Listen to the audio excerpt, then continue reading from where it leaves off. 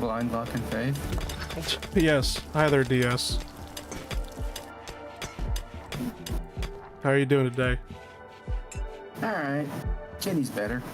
That's good. I still don't know on how a cat becomes anemic from fleas, though. She had a severe infestation and they almost drained all the blood out of her. I thought we said it was only like one flea. No, it was a lot more than one flea.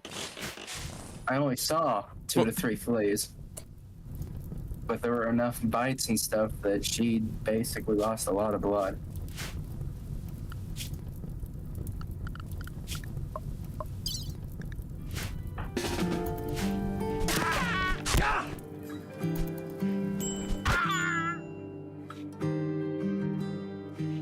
Jesus Christ, it was that hot in there? Yes. What? Okay, the fire's over. What is still hurt? Oh, It's super heated in there. There's just immediately the fuckery has already begun. We set what on fire? It wasn't what set what on fire. It was what ended up happening is that literally it decided that the wood fire generator decided to all of a sudden just combust all 1,000 watts. Ouch. Out of an outlet. Power conduit go boom. Anyway, let me deconstruct all the walls, that way it vents all the air out, and then I just rebuild all the goddamn walls. What steel texture is that one? I think it's steel.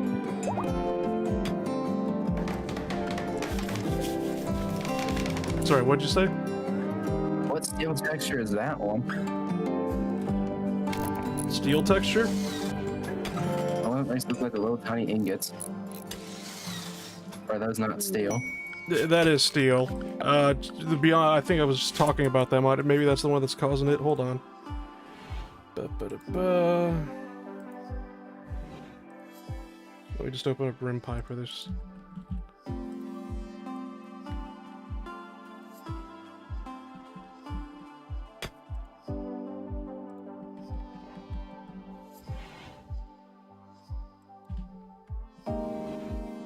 Or is that just 1.5 retexture? Because it just like, I'm looking for retexture mods in RimPie right now and it says nothing.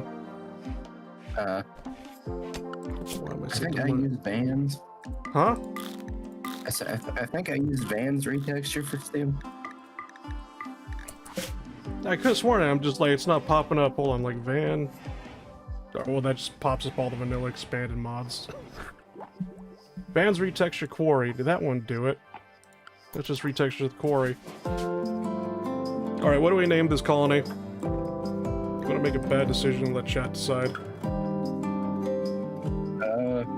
What ideology do we have? Okay, we're Soviet elves again. By your request. Huh. I thought I suggested Sardaukar. We don't got Sardaukar. Oh. So I replaced Sardaukar with Soviet.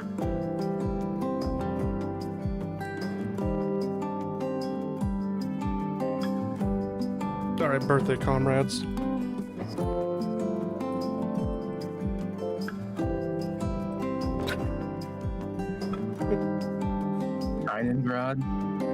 Tyningrad, there we go.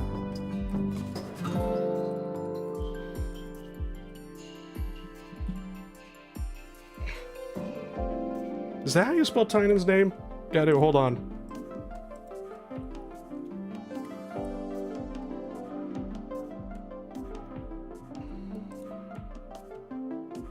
Yeah, that's it. Tynan, yeah. What's that weird hole in the ground? Weird hole in the ground? This? Oh, the steam geyser? Yeah. Oh.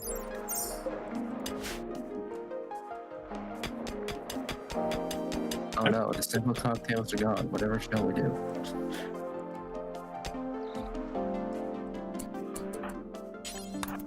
Nice, we're now going to Berserk Frenzy.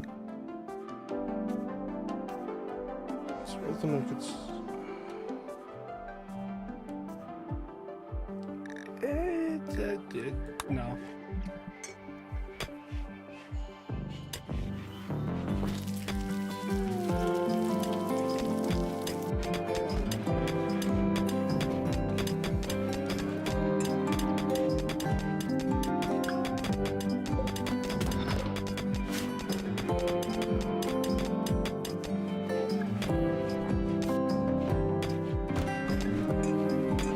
guess I'll stop fucking around. I saw both your messages.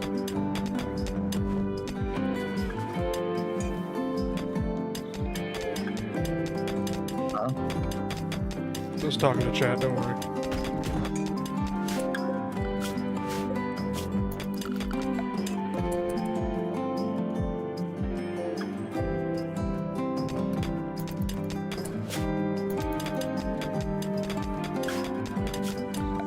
I'm gonna put a dumping zone somewhere.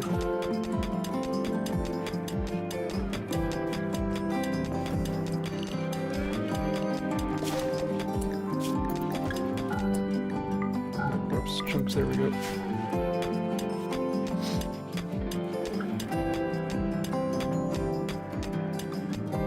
So how long have you been playing RimWorld DS?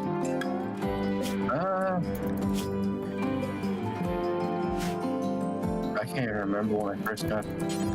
When did I get Rim? I think it was definitely after 1.0 came out. I think it was right before 1.4.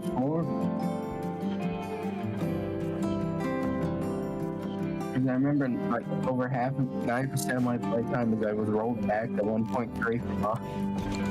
Just refused to give up mods. I am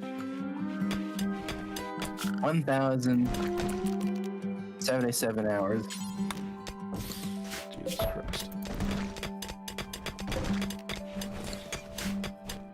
Hold on, let's see how many hours in RimWorld do I have.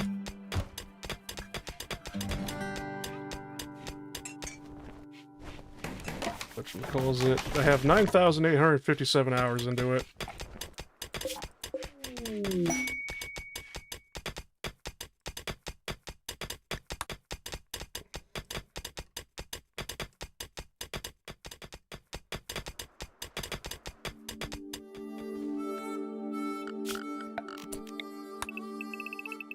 How many trees are actually out there still? There's like 106 trees.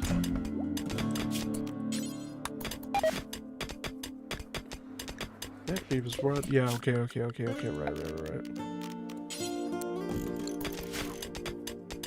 Over the wall cooler. And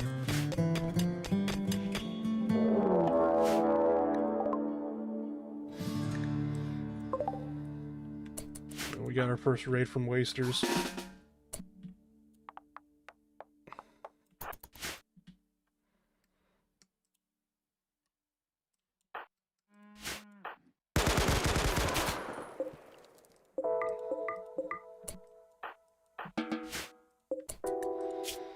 Do we even want, like, take this prisoner alive? Put them in the mines? They're a waster, not a dirt mole. Put them in the uranium mines? Do we even have a uranium mine? I don't know.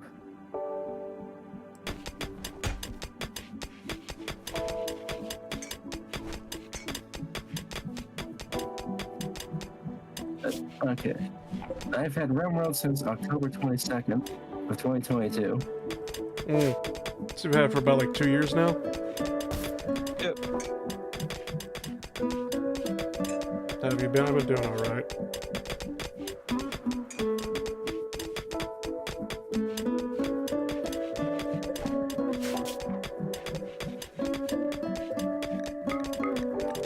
Since this got destroyed, I need to tell them to be like, butcher the creatures again.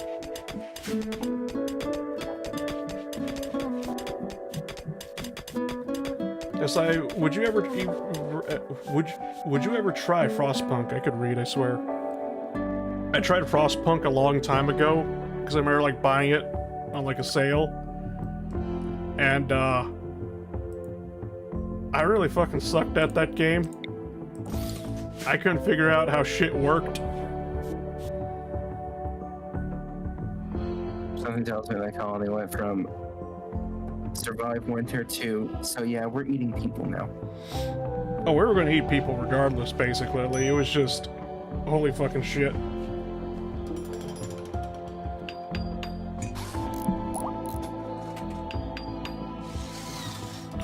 It wasn't too much to manage, it's just that, like, legit, this is gonna be like a journalist moment and whatnot for me, but it was just like, trying to play, like, learn the game, you know, start a new game or whatever, and you'd have these tooltips that popped up, and it would be like a bubble icon that popped up, and I'd be trying to go do something else while that thing popped up, and by the time I came back to it, it just disappeared, and I'm like, oh fuck, what was that supposed to tell me what to do?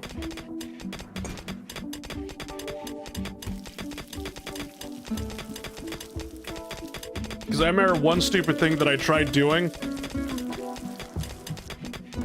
like right off the bat, is that I thought I had to build like pathways to everything. I didn't know they could just walk through the snow. Oh. What? That's a first. Yeah.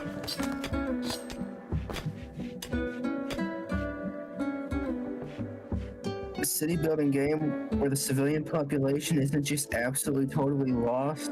Yeah, because like there was like mines and whatnot at the edges of the circle and whatnot that you're in, and it was just like, all right, build a pathway there, and we would be out of like, you know, materials to build. It would be like, oh shit. And eventually, like after 2 hours, I was just like, hold on, I need to look up a guide to actually just like somebody needs to literally sit me step by step on what to do, and it was just like. It was just like, you know what? No. I'm sorry. I need to refund this game out of just fucking embarrassment. I was so fucking stupid. It was just like, all right, I have completely now embarrassed myself by being too fucking stupid to play this game. I mean, you'd expect people not to be able to walk through 2 meters of permafrost snow.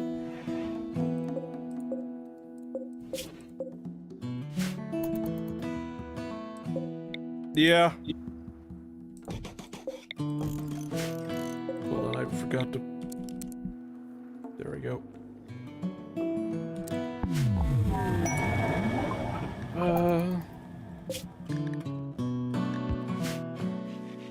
At least the second one.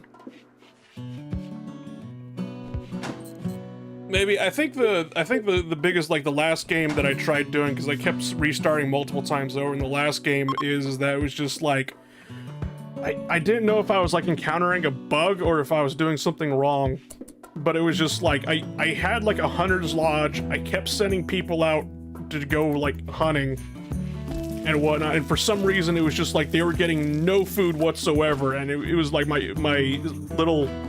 The city was starving to death, and... It was just like, okay, what am I doing wrong? Polar bears. You know, the second one, worse in terms of management because all of the political parties and needing to build specialized districts for everything. I don't know anything about the second one.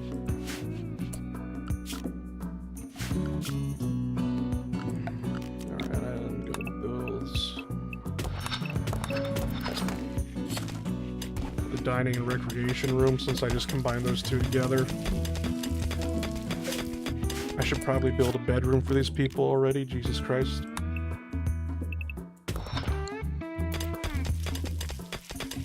I'm sure they'll be fine. I'm just grateful in RimWorld when your colonists are unhappy, they just have a mental breakdown instead of trying to fucking murder you. Well, is there a game where they just try and murder you? Yeah, Frostpunk. Oh. If the people in the city become unhappy, they fucking murder you.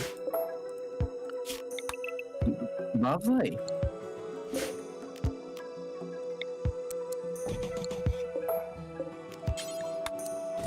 Just like, Stronghold 2, you just have your little advisor guy say it's not safe to go outside, my lord. Your peasants loathe you, sire.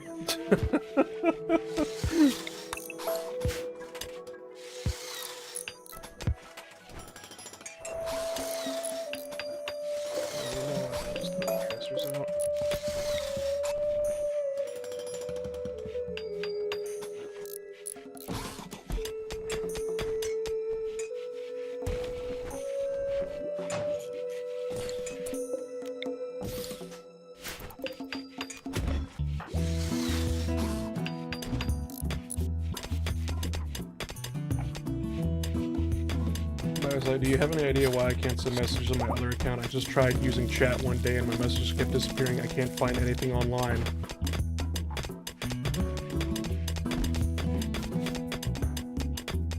It's called you got blocked.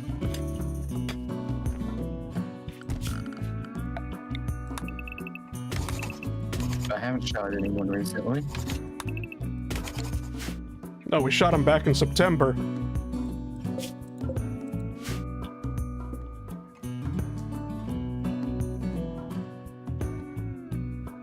Ah.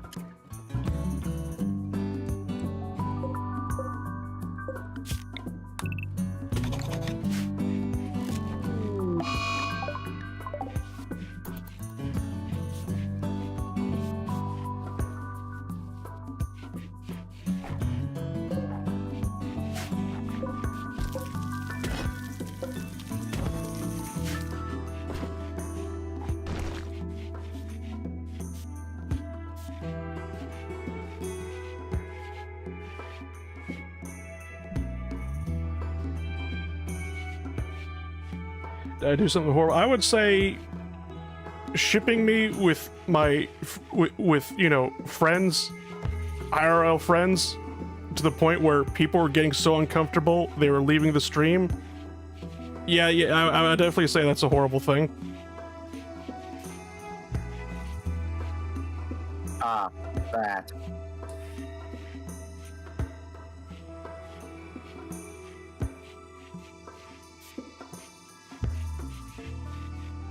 Looks like if your colonists could kill you in RimWorld, they would. But how could they kill me? I'm just a floating mouse cursor. Just ask Fonza. Do not Was eat it the one of cursor. comics about that? God bless Fonza, to be honest. Petra just having a conversation with the cursor.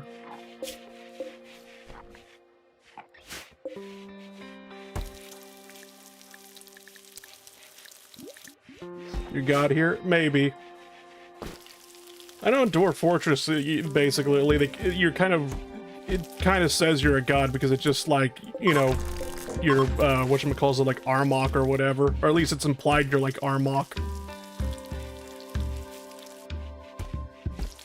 Frostpunk, you are there. They can touch you.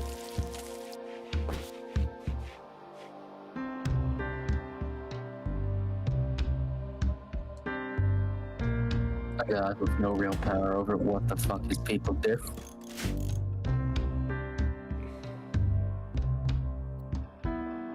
Will Timmy, no, do not go down the hole into the spider-infested caverns. Please, no, stop.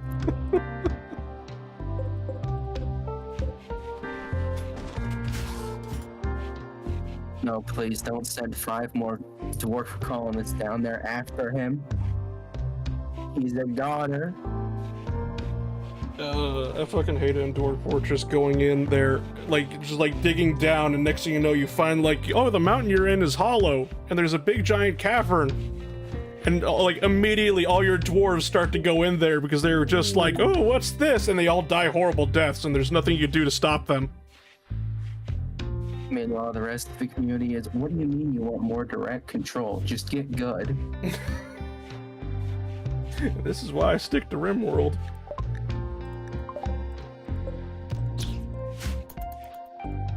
Not saying Dwarf Fortress is a bad game, I'm simply saying it's just like, it's like, no, don't fucking do that, stop! Why are you drowning yourself in the fucking river?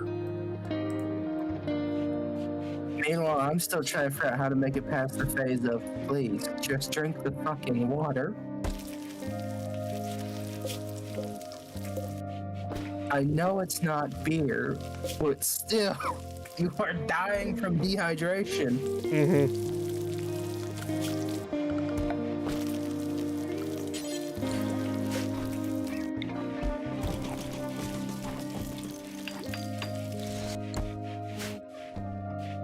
Because I'm either just smooth brained or need an actual almanac of agricultural knowledge in order to figure out how to get these people to produce enough beer to drink and survive. I don't know what was going on in your game, because it's just like, you were growing the pump helmets. and whatnot, but it's just like when they went to go to extract the seeds or whatever to make more plump helmets, it was nothing. Or like when they went to go ferment it, it was just like they would ferment the plump helmet and then nothing would come out of it. It would just be like they would do the task and then you wouldn't get the booze out of it. And it was just like, what the fuck is going on with your game? I don't know. It's like one colony may have been a bug, but every colony I did happen that way. You didn't download anything from the workshop that was like out of date, did you? I'd have to go back and check. To be honest, everything is probably out of date now. I don't know how often Dwarf Fortress updates. Actually, I need to go check to see if the adventure mode actually came out for Dwarf Fortress, because I would like to try that out.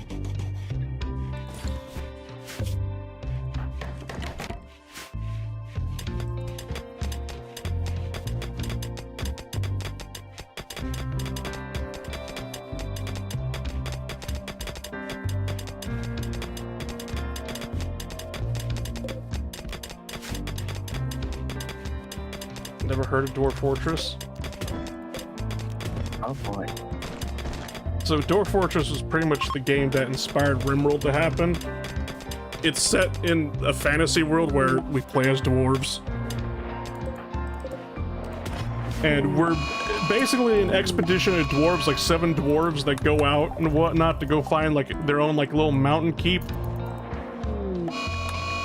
And we pretty much dig straight down, and the first challenges of it is just trying to create a colony or like a fortress that could survive winter.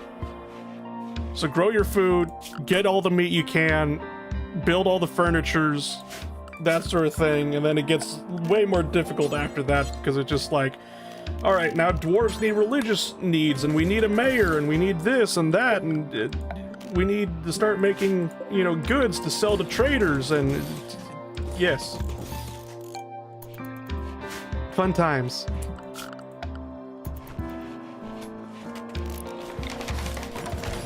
I'm just gonna put a concrete mixer in there.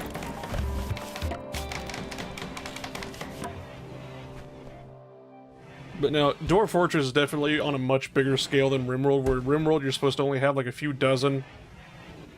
Well, not even like a few dozen, more like just like a dozen colonists or whatever. Dwarf Fortress is just like, ah yes, 200 dwarves. Good luck.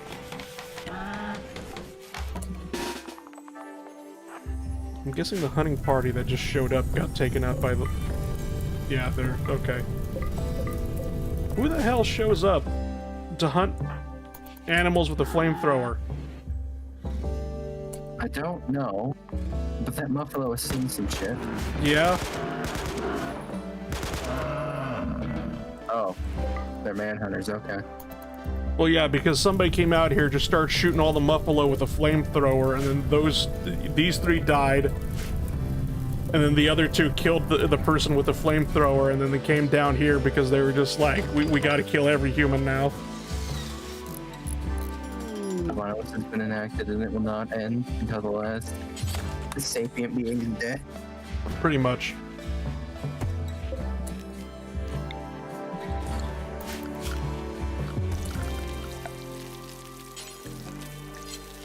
I need to get a growing zone up.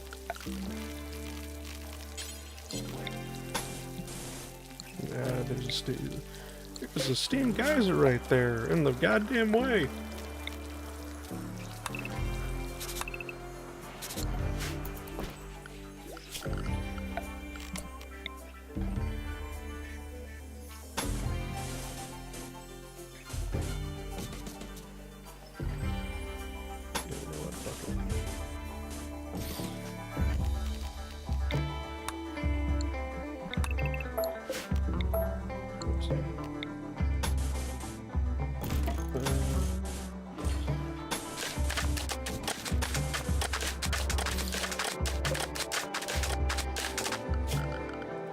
Back in there.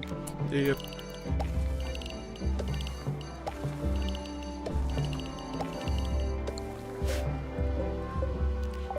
Potato, rice. corner for now. This one's gonna be cotton, yeah.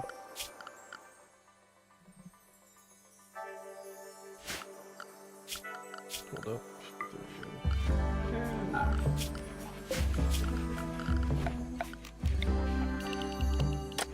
Pieces in here. Is Biff good enough to make healer right off the bat? Yes, he is. Okay, then we'll do that too.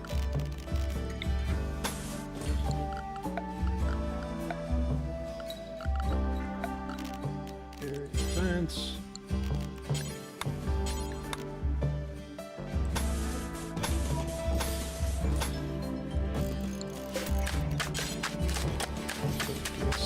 There.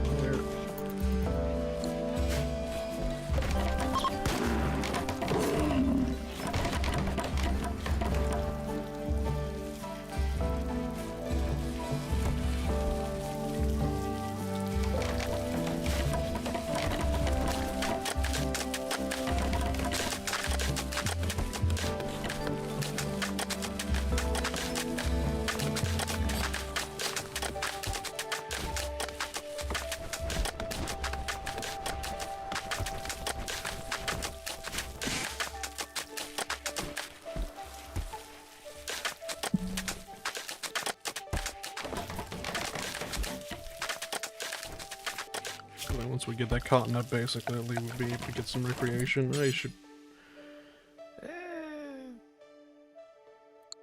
Nah.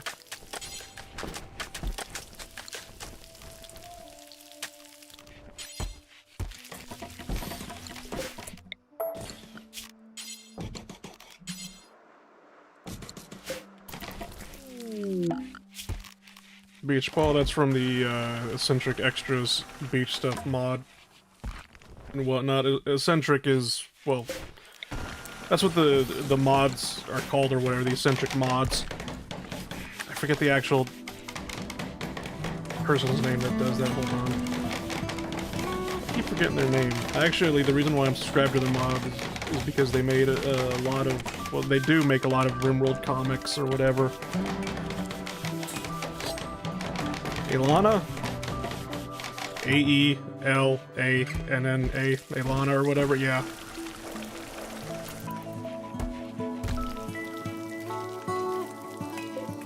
And they wanted to have like a beach colony and whatnot, so they made a mod that essentially adds recreation stuff. Beach chair, umbrella, beach ball.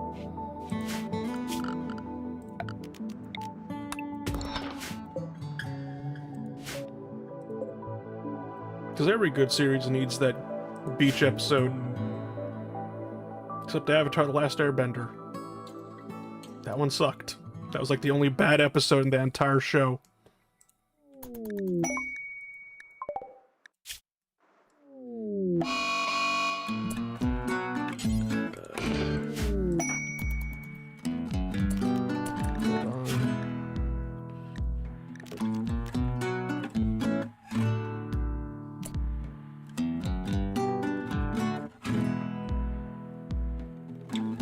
Fists aren't made out of steel, yes.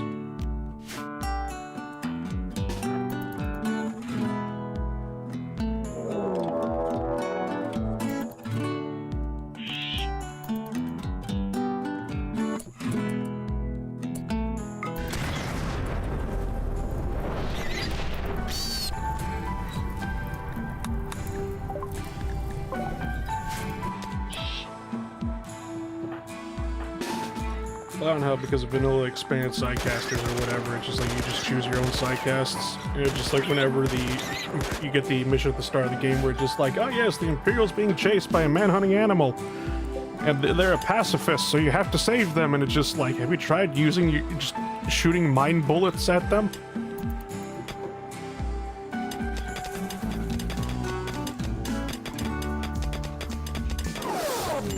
It's very effective.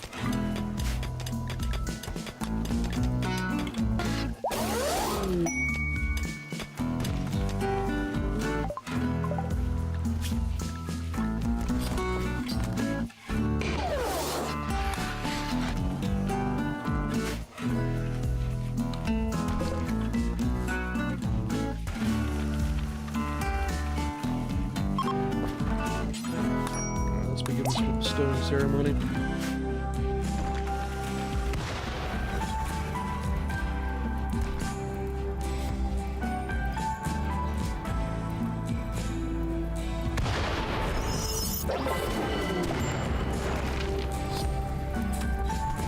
I guess you're okay to use them with the chronopath tree. You can get some crops growing. I don't know if they're that skilled enough.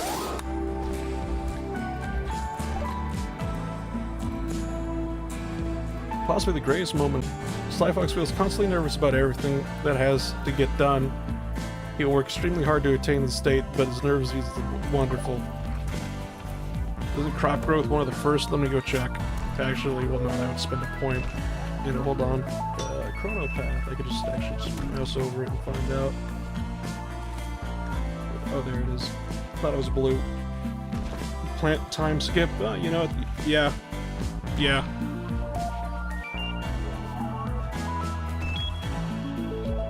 What we want to do is get into necromancy.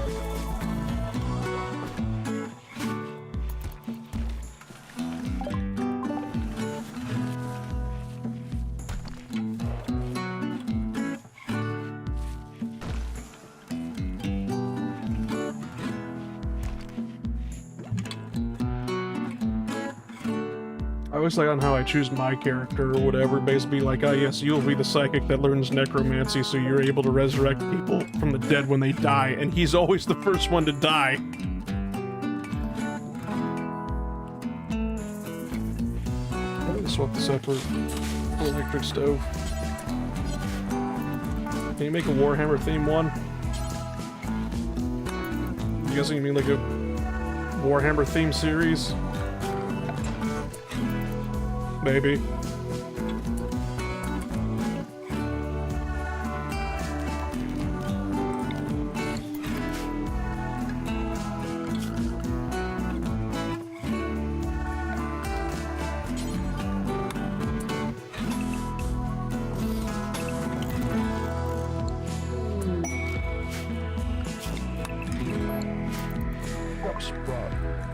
Blood healing root. Okay, well that's just gonna burn to the forest fires.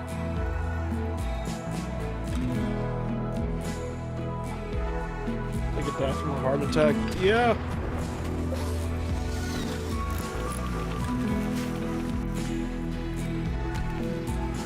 Actually, you did start making concrete. Hold on. Just replace everything with concrete. Concrete is the future.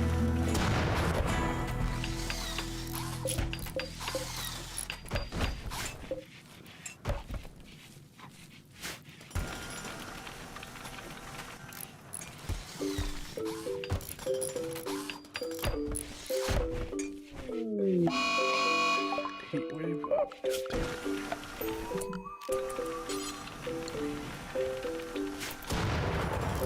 I'm sure it'll be fine.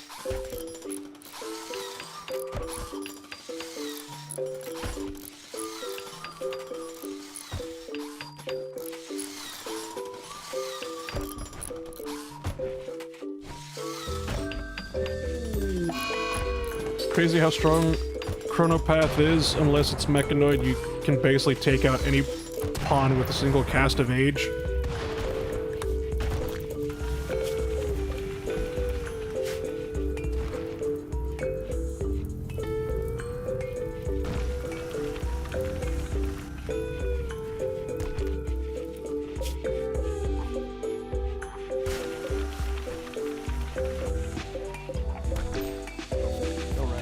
Built this into an electric, so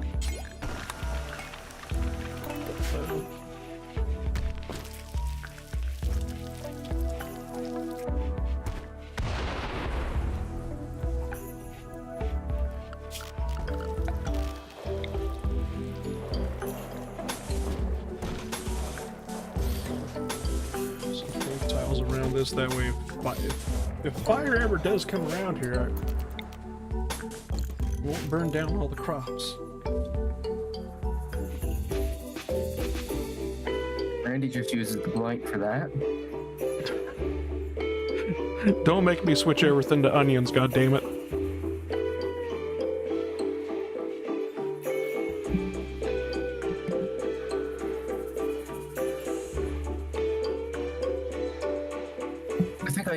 turned the light off because my column is the most incompetent chef in the entire galaxy.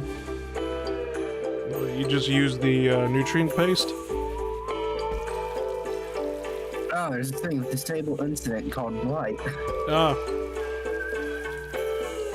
Because we burned through enough crops already trying to make food.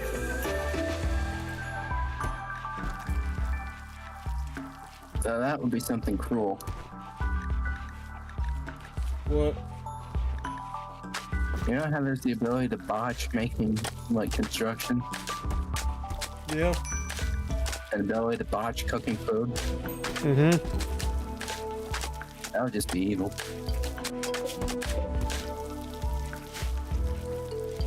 Instead of just, oops, there's a chance of food poisoning, it's just, oops, we wasted the entire ingredients. Do you think a Total War 40K game would work?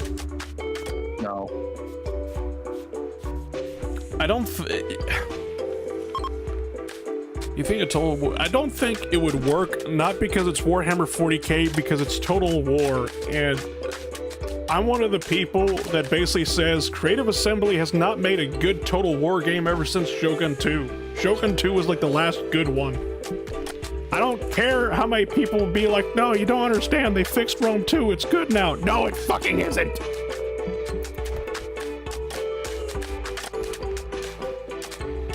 You wanna be watching your Frostpunk stream? I don't own the game.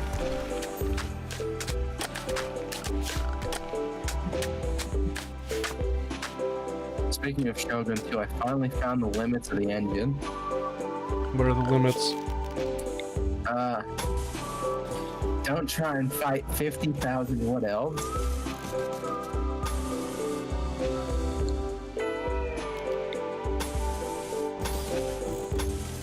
Because for some reason, Mirkwood has decided, yeah, no, we're going to be the annoying asshole faction that spams cavalry. I'm sorry, when were there wood elves in goddamn Shogun 2? The Lord of the Rings mod. Gotcha, I didn't know there was Lord of the Rings mod for Shogun 2. Yep.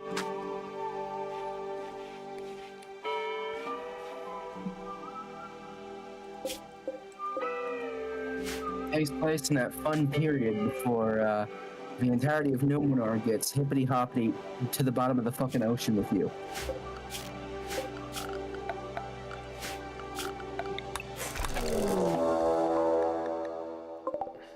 Another raid by the Psych Wasters. You got... Well, you didn't save their prisoner, they want revenge. You killed our friend. Your friend, I don't know, showed up naked, high on drugs, and was threatening to murder me. Goddamn right I killed him.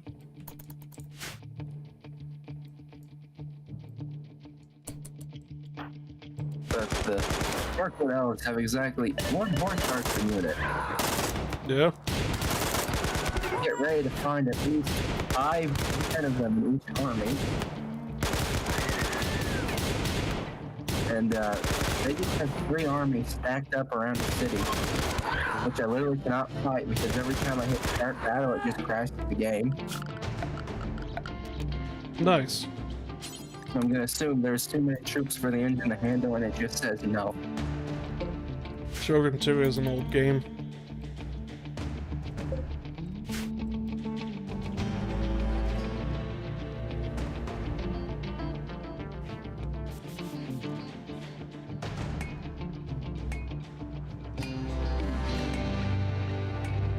I don't know how we go through all that. It's just like, well, we got attacked by 3 people in a raid.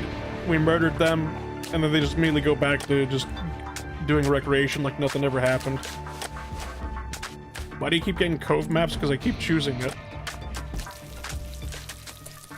Funny enough, I had 2 games before this one. One of them was set in an extreme desert. The other one was set in a tundra. The extreme desert, I got the goddamn event global warming. It was 70 degrees Celsius outside.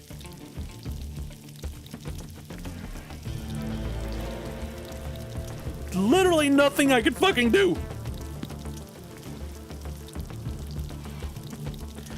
Tundra, I get Ice Age. It's negative fucking 50 outside. Permanently. Randy learned from his mistakes.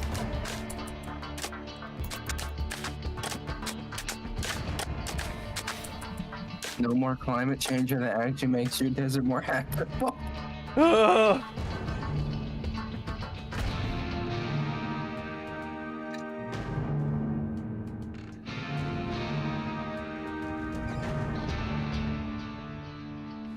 was like Randy was just like, oh, getting brave, aren't we? I'm gonna make you regret it. He's like, does anyone even raid you in the fucking tundra? No, I like with the whole Tundra thing, I couldn't even get trade caravans to show up. They immediately spawn at the edge of the map and go, nope, nope, nope, nope, nope. Immediately leave.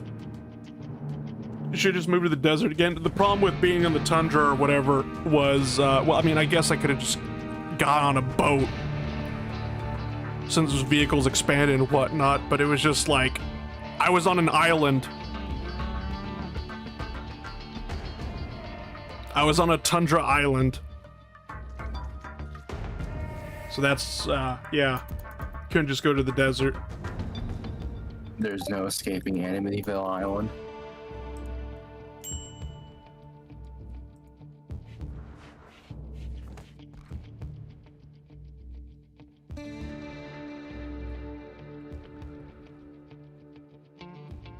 But yeah, it's like, why do I keep choosing Cove maps? Simple, there's only like one way to get in. What do you mean you're leaving because of dangerous temperatures? It's literally, it's only 50 outside. It's only fucking 50. 50 Celsius? Yeah. I can't remember what that is in Fahrenheit. That's... Alright, hold on, let me pull it up for you.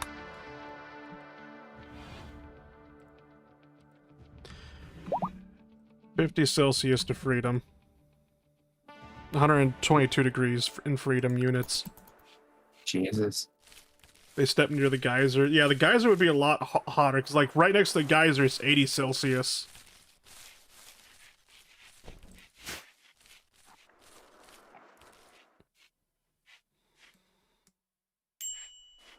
Yeah, it's 50 Celsius outside. It's only 50 Celsius. What's the problem? It's not 70.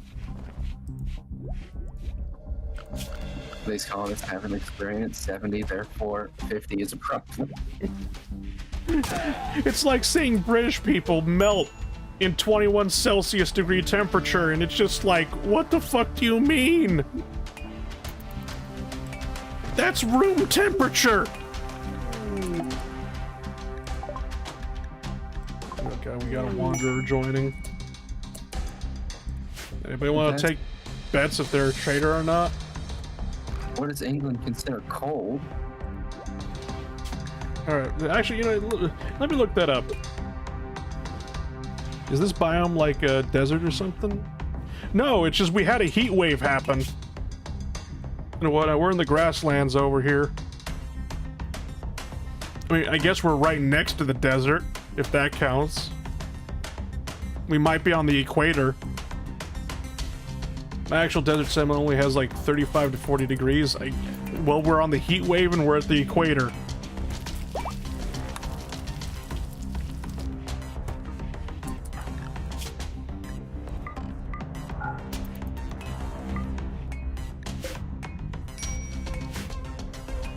Planting sunflowers? Okay. Up one. That's what I said.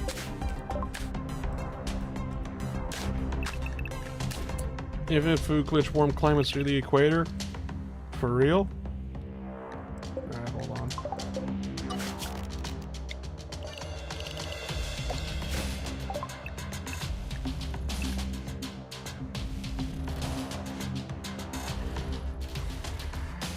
Grow 30% faster in equatorial zones. The size of the equator region depends on how the plant's overall temperature is below 50% for normal below 35% for warm, below 65% for hot, and all the planets for very hot. Planet with below normal temperature are considered to have no equator. Huh.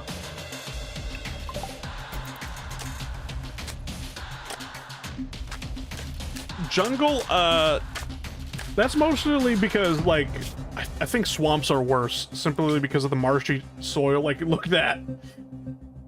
Like, just all that shallow water in the swamp, that's definitely a lot worse, basically. But as far as jungles go, the reason why people consider jungles to be hard to make a colony is because diseases are, like, I don't know, like, doubled or tripled the rate you get diseases or infections in a jungle.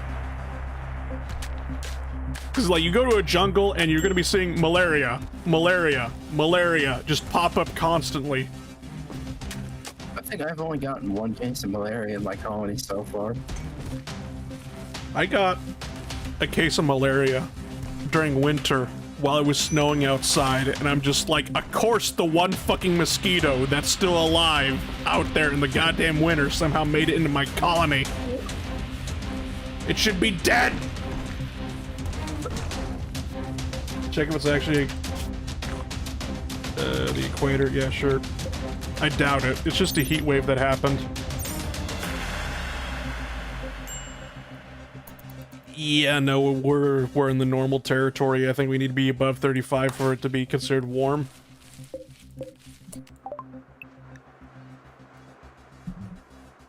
Or below 35 for warm, below 65 for hot, and all the plants for very hot. Plants with below normal temperature are considered to have equator. Oh, the sunflower will tell you if it is. Not equatorial region or equator region. Alright, then never mind.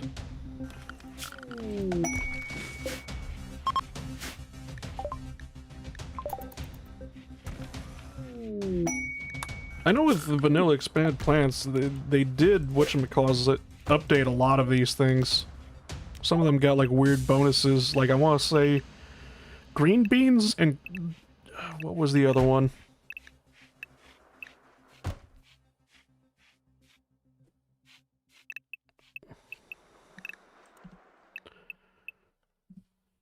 Companion planting. Green beans will grow faster if carrots are cultivated in the same map, up to 30% faster if 100 are found. Oh. I don't know if that's a thing in real life. Alright, I was supposed to look up what the hell is cold temperatures in England.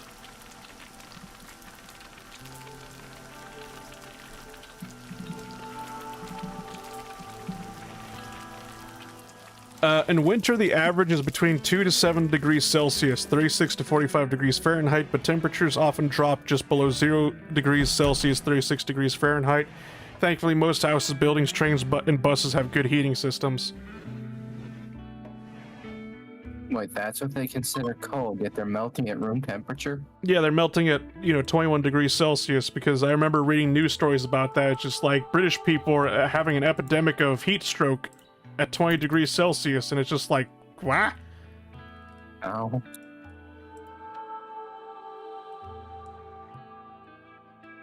How have you accomplished this?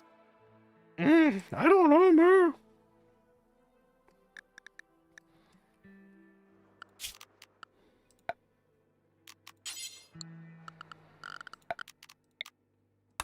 While we're at it, I'll expand a little bit further and whatnot, and then we will make the ideology room because I need to get on that.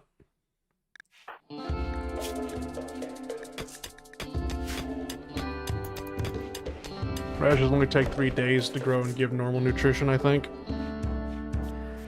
Yeah, they do. Do the sunflowers even give you seeds? Maybe. Very short, less than 2 days, basically. Rice and soy is what grows 3 days, because if I go to rice... yeah, that grows in 3 days, and I think the soy plant from Vanilla Expanded, or cooking, the sushi, whatchamacallit, is also 3 days.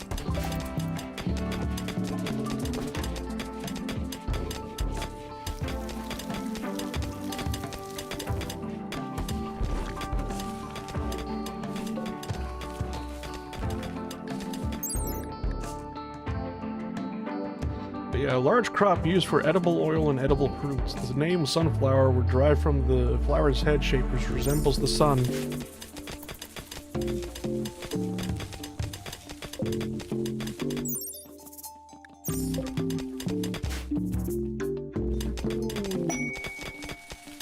But just spices. So with vanilla expanded, we have pepper plants, which are like red chili peppers. I'm not even gonna pronounce that. I'm too fucking white to pronounce that. Which one? Alright. Capsaicin? Yeah. I say that, but it's just like I would totally eat a fucking like ghost pepper. Again, in a heartbeat for shits and giggles. Regular pepper. But whatchamacallit, there is allspice, an anomalous leafy vine bearing tiny, unplantable green fruits. Unpalatable, sorry, green fruits. When ground finely during cooking, the fruits release a complex peppery flavor perfect for spicing dishes. Does that mean it's just like legally distinct black pepper? I guess.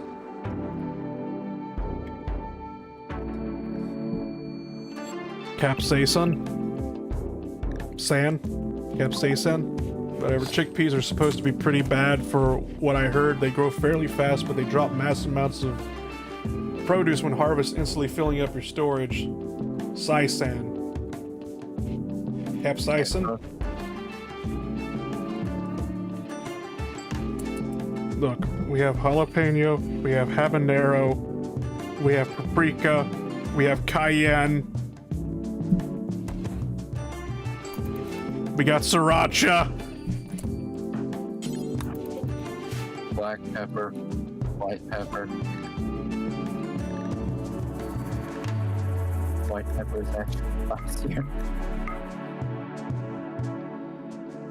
I need to buy rations from these people. I'll just buy your medicines and components.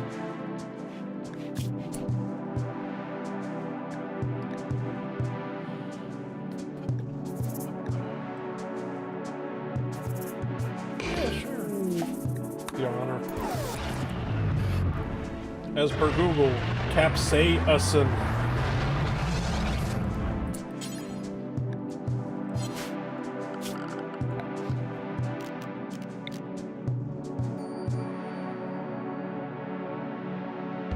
Saffron? Saffron, yeah.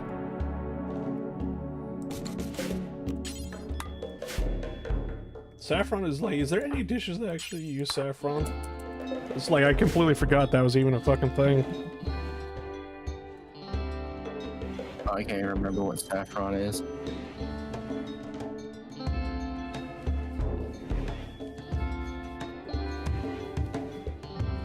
Dishes that have saffron in it. It's like this, it looks like a red string. It looks like somebody just like took like, kind of like a, I don't know. It's a red string that comes from a purple plant.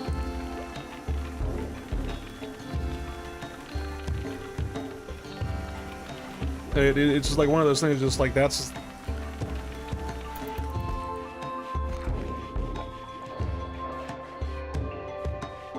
Scotty cookie run, no long pepper, rose water. Eh.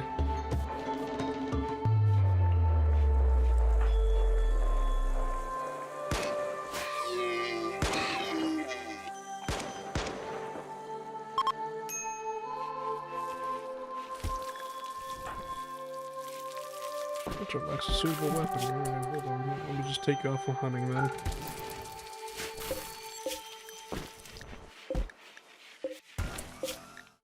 I happen to pick up. No, we got a revolver. You could totally hunt with a revolver, right? I mean, there was a guy that wanted to hunt the flamethrower earlier, so that ended extremely well for him. Hmm. And sriracha is a sauce, not a spice. Okay, listen here.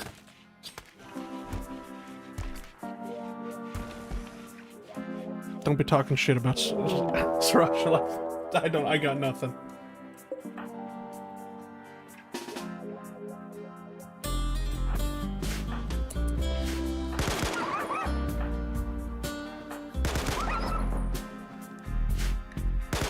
It's actually kind of funny because I remember watching a short on how Sriracha came to be, and it was essentially a Vietnamese guy that came here to California or whatever.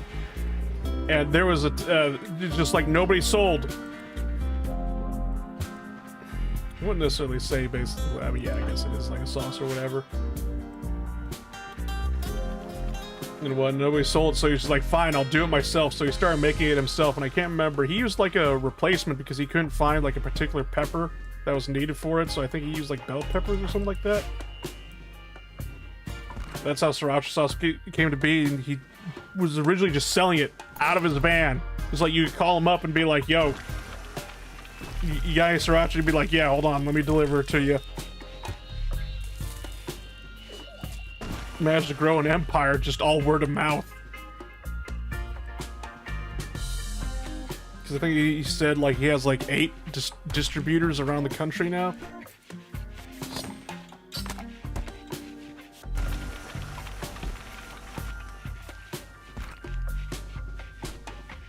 I know a long time ago, like years ago, they opened up like an actual Sriracha like factory or like plant in Irwindale, California, years ago.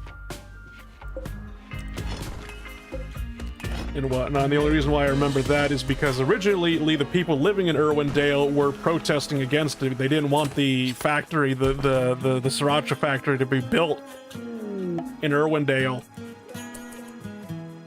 And a lot of people, once it got built, it was just like, it was like in the news, just like people complaining like, it's killing us, they're poisoning us, they're poisoning the air, they're killing us. And it was just like, what the fuck is wrong with you people? I'd just be screaming, hooray, jobs.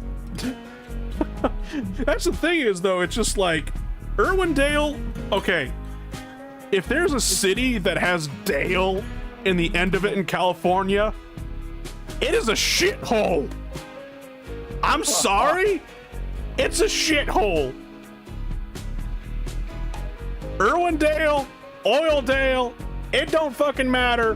Basically, it's just like, if you want to see like little redneck enclaves in California, there you go. Just go to a city that has Dale in the end of it.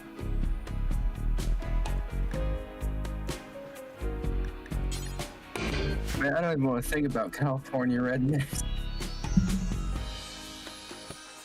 Yeah, they're fine people. Don't worry about it. Now, is that compared to the average Californian and the average redneck? I don't know. They're still Californian. But, like, they won't piss on you for walking on the street.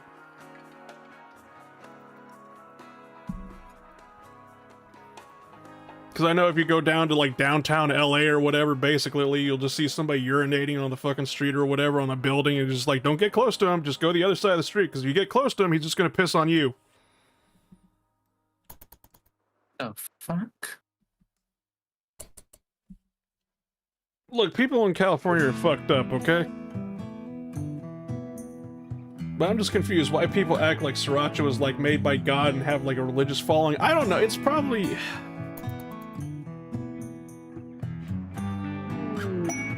Like, I tried Sriracha and I thought it was alright, not something basically, but it's like, it's either you love it, or you don't. It's not even like a hate thing, because I was kind of like, eh, alright. But it's just like, it's like one of those things, like, you remember that commercial where the old lady was like, I put that shit on everything. Thanks, Red Hot. Yeah, yeah. It was basically just that. It's just like, Sriracha was just that. It's just like, I put that shit on everything. Either you fucking love it and put it on everything, or it's just like, eh, it's alright.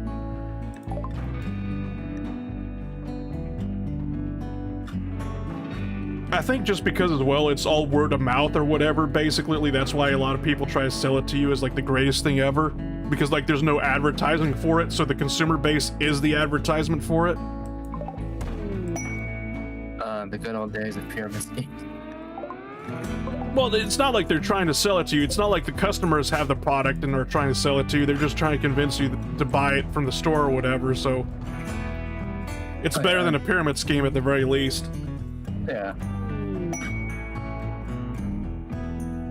Like, where it's just like, would you like to buy some essential oils? Would you like to come to, it's not even that, it's like, come to my party, and like I'm having a party at my house, and then you go to their party or whatever, and it's like, now that I have you held hostage here, basically, would you like to buy some essential oils?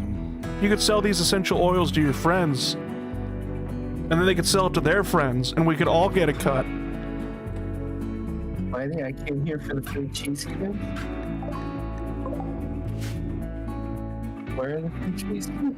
Let me make our own sauce if we want sauce. I probably should start doing it. There's this one guy that I've been following on my shorts for like a while now.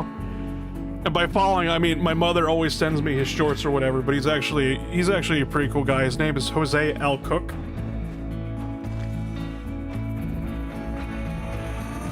And whatnot. And he basically teaches you a lot of things on how to make stuff in under a minute, which is very nice.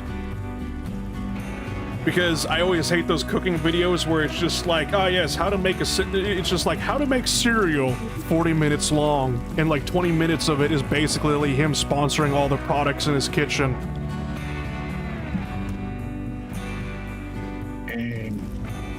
Ever use gourmet foods in RimWorld? Too much of a pain in the ass. Chubby Mexican? Yes, even though he's not Mexican. I think he actually did say where he was from, and I can't remember where it was.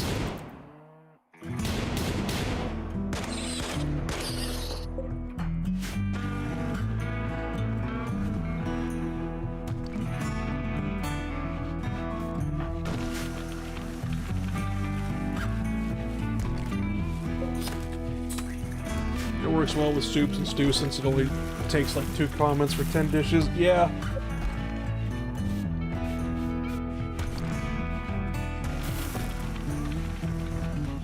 Right, anyway, I've been yapping too much.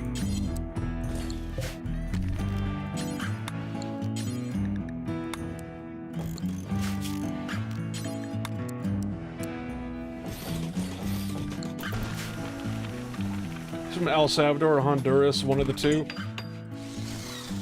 I'll be honest, I was going to say Nicaragua.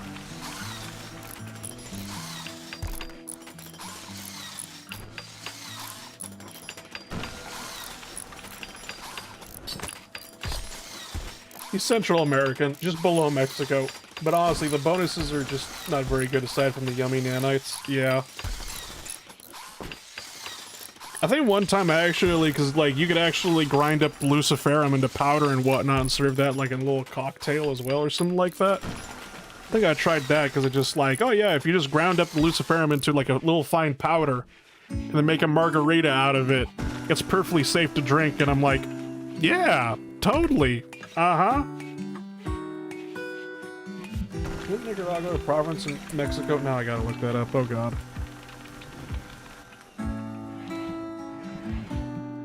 No, it's its own country. It's right smack dab in between Honduras and Costa Rica. Nicaragua? Yeah.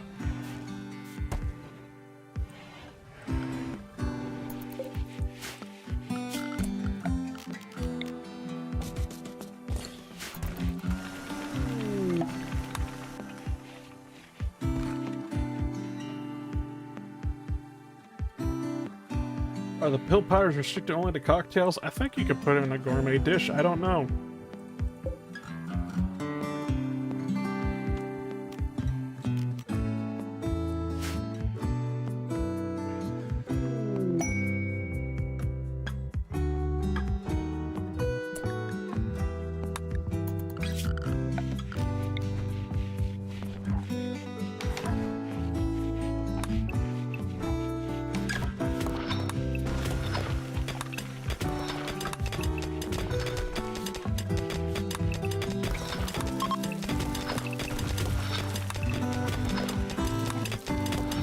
Probably gonna regret this, but I'm gonna start making like individual bedrooms for people.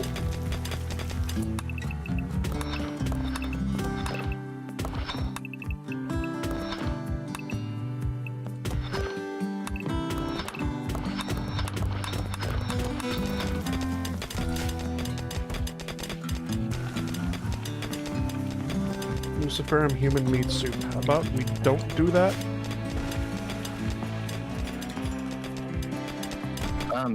What? Luciferum human meat soup? Soup, yeah. Oh, soup.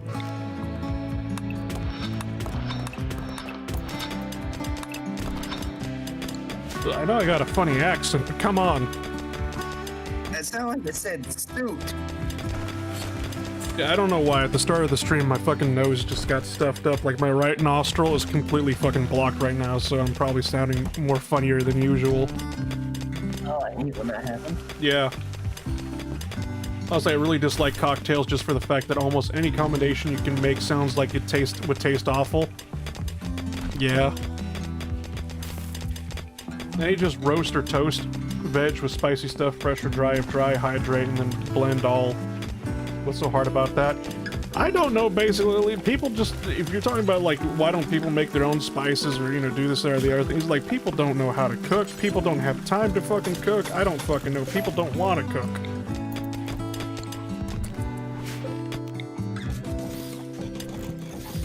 Why cook when everything come pre-packaged? Why cook when microwave do what stove can? Insta-food, just... I don't know. No sauce? Lack of knowledge, people just don't know how to do this shit.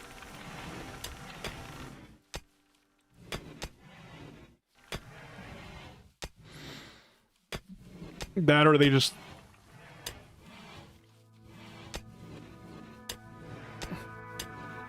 Two bottles of whiskey with milk and mayo, aka gourmet cocktail. Could we not? Oh, sorry. Oh, mayo? Yeah.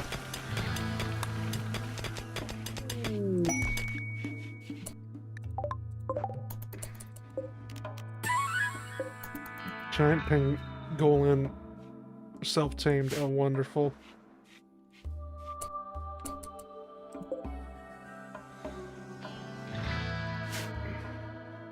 Of course, the endangered animal was just like, I'm gonna join your colony. Eat it? No. Do I look... Oh, god damn it, they were... Traitor!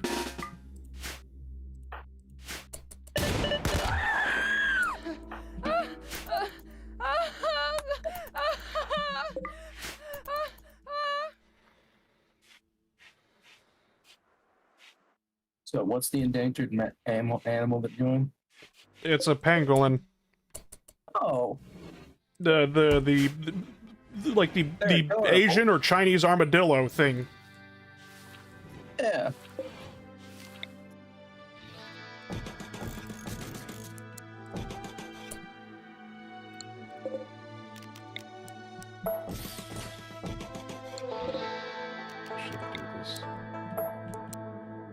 Because it's just like, oh right, I was gonna do like 3x4 and then I just screwed it up. Alright.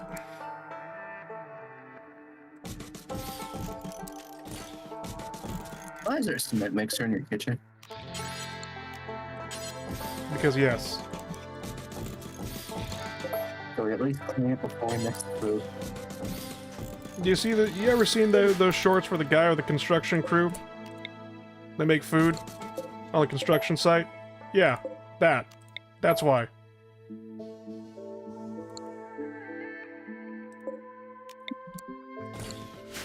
What are the odds that it's endangered because someone ate them all? That's actually why it's endangered, because it's a delicacy in China, and they've literally almost eaten the entire population to extinction.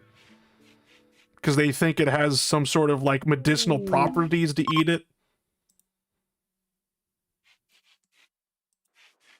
I'm sorry, China, but you must die. To which I've basically said, like, hey, can we just trade China these pangolins for armadillos? Because, like, armadillos are, like, ugly as shit, but these pangolins actually look, you know, pretty neat.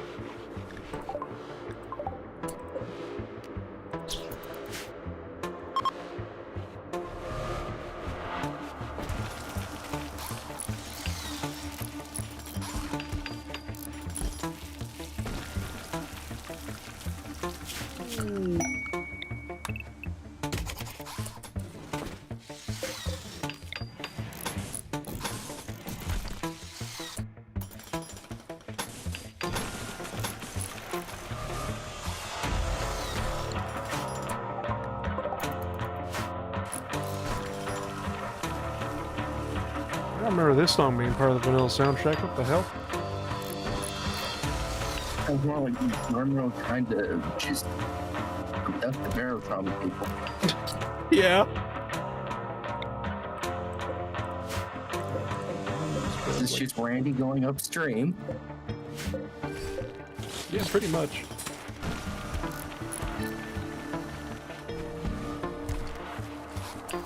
Alright, let's see here, basically. Let's trade with you people. What do you have for sale?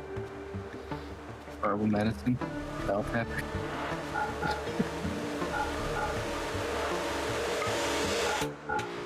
Fish. Eggplants. Ducks. Enough to start a duck farm.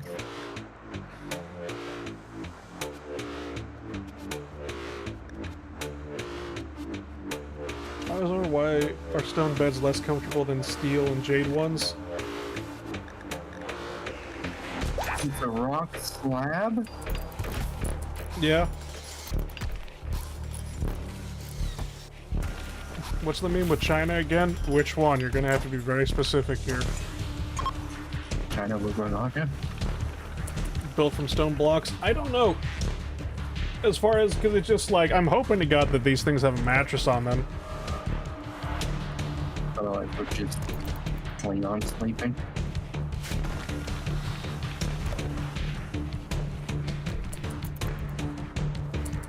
But just like, have you ever slept on a concrete bed?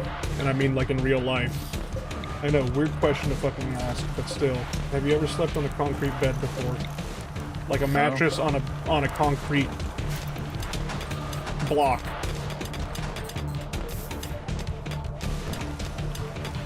The Chinese medicine?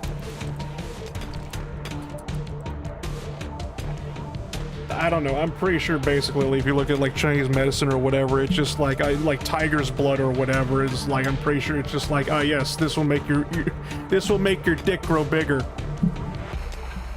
I thought that was bear testosterone.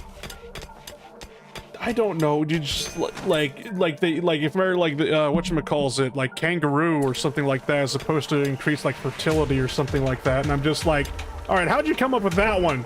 There's no kangaroos in China. Whatever, sell money.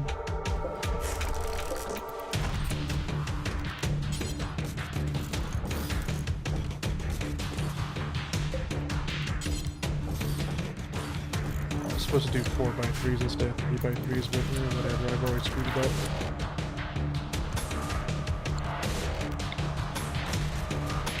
This does sound like something we just hear out of barrel trauma. What the hell?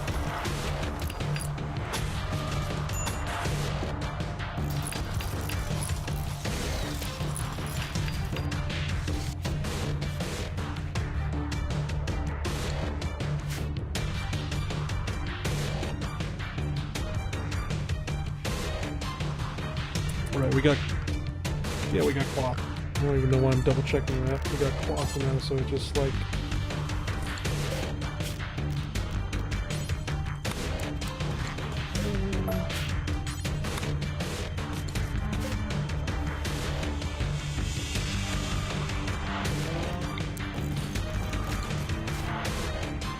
Almost everything that they eat for medicinal benefits, the benefit is just being an aphrodisiac. That goes with like a lot of food or whatever, basically, because it just like, I don't even know why like aphrodisiac foods even became a thing or whatever, because it just like, if I remember correctly, the ancient Greeks believed that, you know, olives were an aphrodisiac. I don't know, people believe that avocados are an aphrodisiac, and I'm just like, tell that to your dog. I'm pretty sure the shakes and just standing there in the yard does not count as aphrodisiac.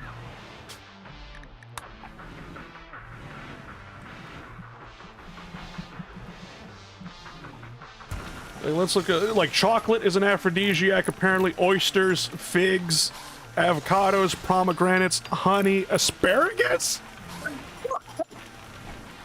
Oh yeah, Lord knows I want to get it on after having a nice asparagus. Oh god.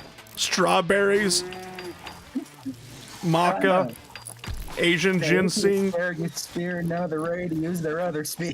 Apparently saffron is an aphrodisiac. Pistachios! I've been eating fucking pistachios for the past, like, week now. What the fuck?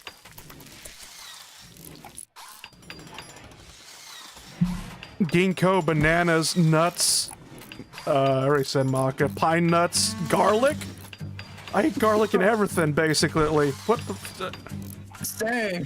Artichokes. Tribulus, whatever that is. Celery. Arugula. Coffee is apparently an aphrodisiac. Red wine. Okay, that's just called being drunk. Yeah.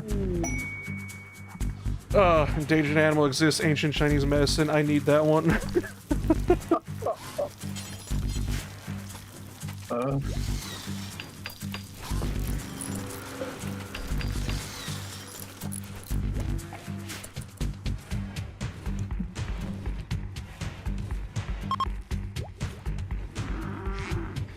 So wait, why is it that red wine is considered an aphrodisiac, but not like grapes? So I'm pretty sure the Romans would have said, they would have been like, oh yeah, that's definitely an aphrodisiac, and I'm like, that's called getting drunk.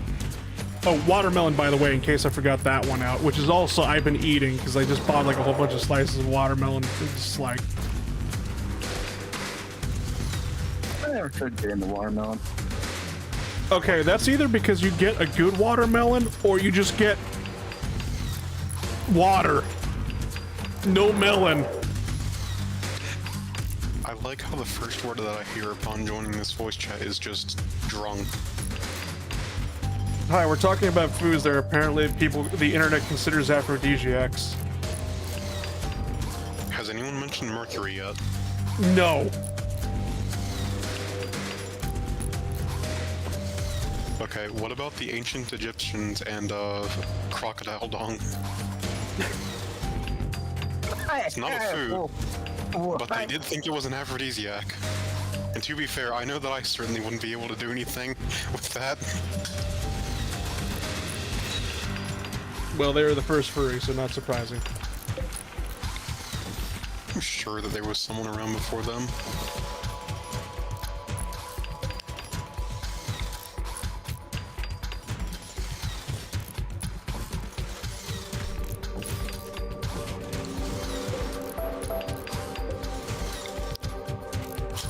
So how have you been doing, Nace?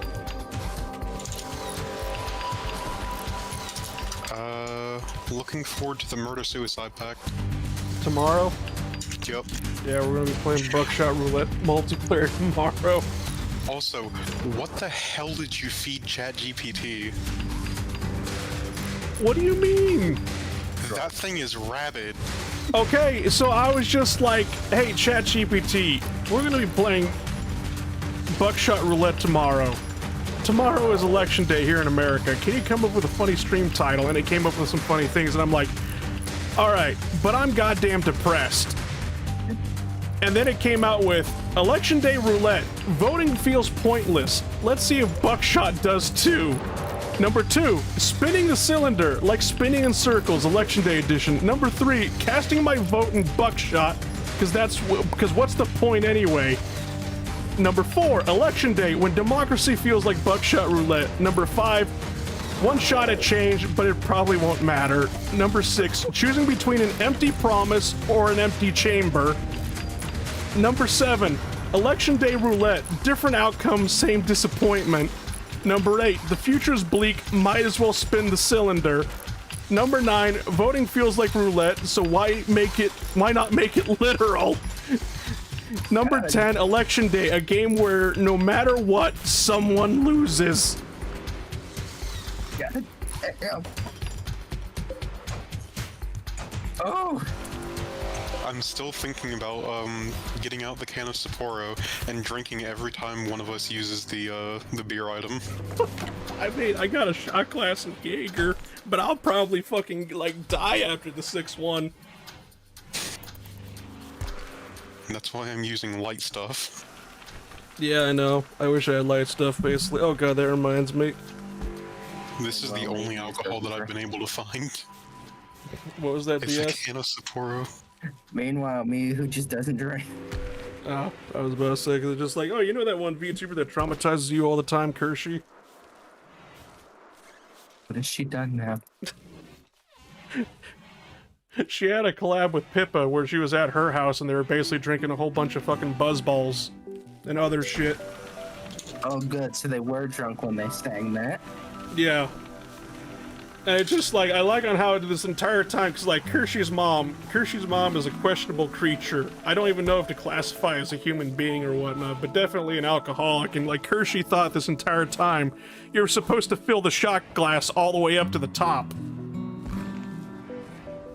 Fun fact, you're not supposed to do that. That's what they call a double. You mean what Ice did to start out with?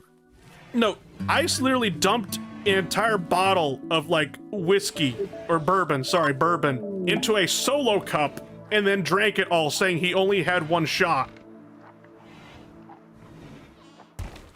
Uh,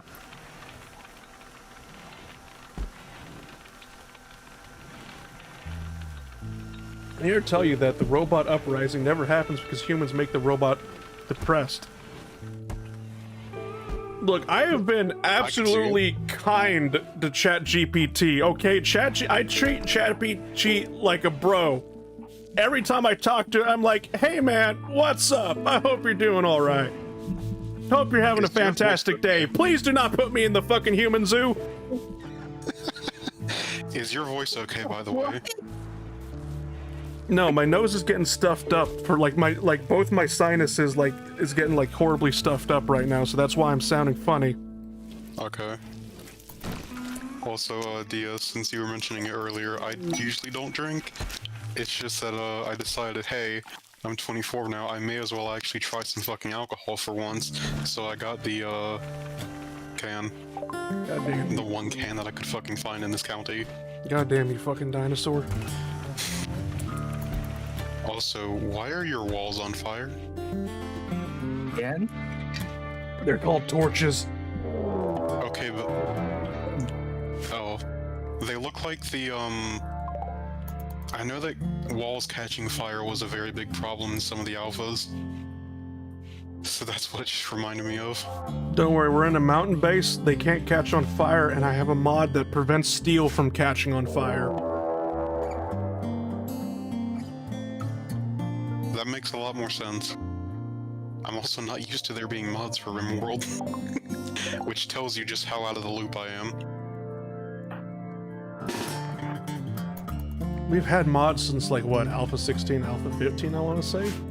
I think I stopped paying attention around Alpha 14. Yeah, so that was even before we had a world map. Probably. Well, we had the world map, I'm sorry, I'm talking like the globe, the sphere. Alpha 14, we were basically flat earthers. Alpha 15, we finally really were edumacated. I just remember that a bunch of people who I watched play KSP decided, hey, we're gonna play RimWorld for a little bit. I don't know what the overlap was, but it was weirdly, like, there for everyone that I watched play KSP. So she's like, okay, I guess I'm watching this game now. Oh, hey, it's pretty neat. And then it just kind of fell off for me after 2 years, I think. Meanwhile, I've been horribly addicted to this game. And I can't stop whenever I want. Oh, the muffler. I think that muffler. What dumbass did what at this time? So, there was a whole bunch of raiders, like, out here, basically, and they were just right by the Muffalos. It was by complete accident, I swear. But, what ended up happening, we started shooting at them. We may have shot the Muffalo, and the Muffalo may have attacked the raiders. So, it all worked out in my favor. However, there is now a huge fire for some godforsaken reason. That was another thing that I remember. What? Just random ass fires everywhere. Mostly they happen because of, like, lightning strikes and whatnot.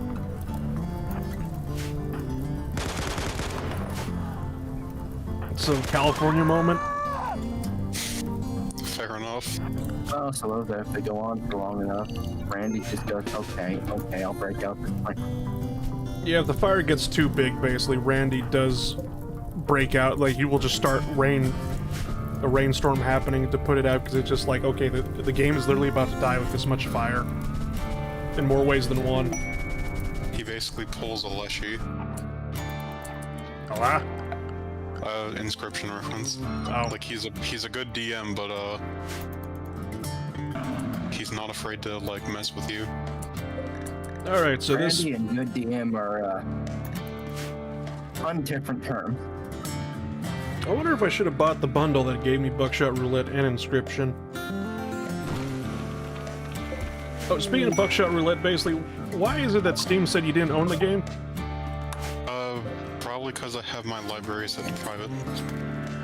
I just have everything set to private on all my social stuff. Oh, okay, then so you already owned it. That's why you had a high score in the computer already. I did? Yeah, you played Double or Nothing, right? I've played a couple rounds. Yeah, they're basically with Double or Nothing, it saves your score in the computer. What was the score, like 60k? No. It was somewhere around like 40k. Oh, that was the one that I played last night then, or like a couple nights ago. Buckshot Roulette is still getting updated? Yeah, it just came out with officially, the multiplayer update just came out. I need to get rid of that damn body. Don't take that out of context. That's the RimWorld that I remember. What? Body disposal? Just lines like that in general. RimWorld basically making you say shit no normal person would say, like, I need to get rid of this dead body. Or... what? Thirsty fox girls are being chased by T-Rexes. I feel like you two play very different mod lists. Not really. Interesting. Also, are the squirrels still jihadists? What? Maybe. I just remember there being exploding squirrels that killed Scott Manley once. Oh, that would be like the boomalopes or boom bats. Yeah. It's basically jihadist wombats. Fascinating. Why have it's nice social to media touch if on you're the going to make everything private? That's like going to a party, just be anti-social. People watching. You're just sitting there in the corner watching everybody. You're that one dude in the meme, basically, just standing there in the corner and it's like they don't know blank about me or whatever. To that person in chat, yes, that is the point. Boom bats are mod vanilla ones are boom rats. Sorry, boom rats. There we go. I am a humble people watcher. Goddamn Said lawyer. like a true stalker that plays Castlevania. What? You were the gym teacher in class of 09, weren't you? No. Jesus Christ. I am gonna ask. Can't believe I was just called a necrophile. Holy shit. I'm sorry. What? Yeah, the gym teacher's a necrophile. I missed that fucking memo. It's in the first game. I think it was the second ending that I picked up. Yeah, I'm glad I never even knew that memo existed.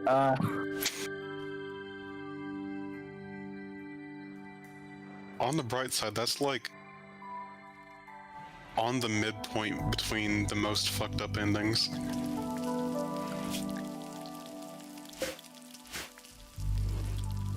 See, I watch people from a distance and not use social media. I used to use social media. I used to be on Twitter and whatnot, and then I just couldn't fucking take it anymore. This acknowledged community kept me flowing too much. It wasn't even that, it felt like a goddamn chore. Cause like I would have all my notifications and like every day I'd just be going through all my notifications or whatever basically and being like, just like, alright, like, retweet, retweet, and it was... After a while, it's just like, you start to realize it's just like, man, fuck this. You had notifications that weren't the bots following your account. Well, yeah, because it's just like, I wanted to, basically, cause like you could go to somebody's profile and be like, oh yes, notify me whenever they make a post or whatever. I do that too. All I still get is just, bot has followed you. Yeah, that was also another thing is basically, it was just like, ah yes. where did all the sex bots on YouTube go? They went to Twitter. They're still on YouTube, don't worry.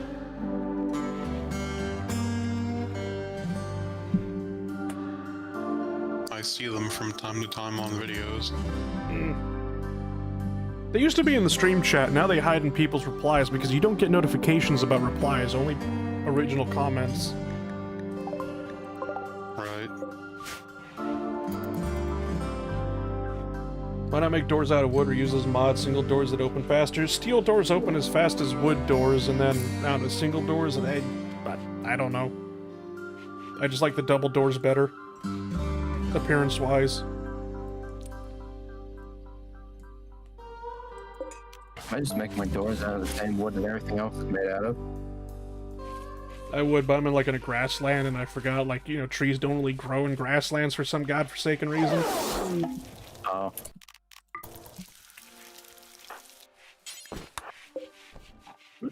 Thank you, Regrowth Core, very cool. Temperate forest without the forest. Savannah. Selling technology. Oh no, Savannah, or well, they don't call it Savannah in RimWorld, it's called Shrubland for whatever reason.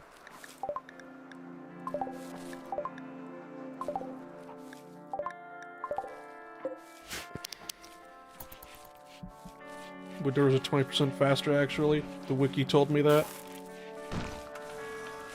Didn't your teacher ever teach you wikis were not a reliable source of information? To be fair, the wiki probably also doesn't compensate for 1,200 mods. Yeah. Did I ever tell you, basically, a teacher actually got my high school IP banned from Wikipedia? Excuse you? They were trying to change articles to put false information about, because we would go be like, all right, we're gonna be, you know, doing, you're gonna need to write up a report or like a paper, or what the fuck were they called? Whatever. It's just like you had to write up an essay. There we go, an essay about this, that, or the other thing, and she would like assign what like we had to write an essay about for like this historical period or some stupid shit like that. And, yeah, so she got the high school IP banned from Wikipedia, basically, because she kept editing articles about the shit we were supposed to write an essay about. She was like, Wikipedia is an unreliable source where people put false information. How do you know this? I do it! The fuck over my students! Fucking boomers! Did you hear that we may lose the Sahara Desert, may lose the Sahara Desert? Good, I know that there is a Green Sahara program going on. Good, fuck the desert. I mean, it's not going very well, but I think one country is, like, making a lick of progress.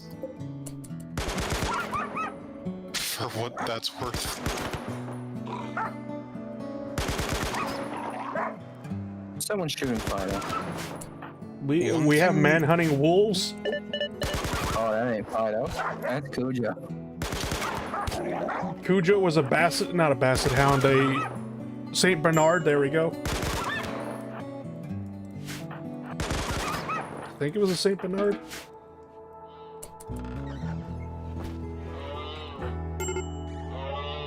Like it's going to flood? The Sahara is going to flood. That'd be amazing. I know. I think Africa's there was biggest a Africa has been born. there was a proposal for Libya to like flood itself at one point to like make a giant swath of farmland in the Sahara. Bet that went over well. Hey Libya, you want to become rice farmers? Oh please, it's in the tropics. They might grow cassava. Gesundheit. Cassava is basically like a tropical potato. Because you eat the root. Hey No Libya, longer you want to become hungry. the Ireland of fucking Africa? Oh yes, I can't wait for the what the fuck did you say? Cassava. Yeah, I can't wait for the cassava famine to happen in North Africa. So, Nigeria and Brazil are the 2 leading growers of cassava, I think. Because it's actually a really good famine food. Just don't eat it raw because the root contains tons of cyanide.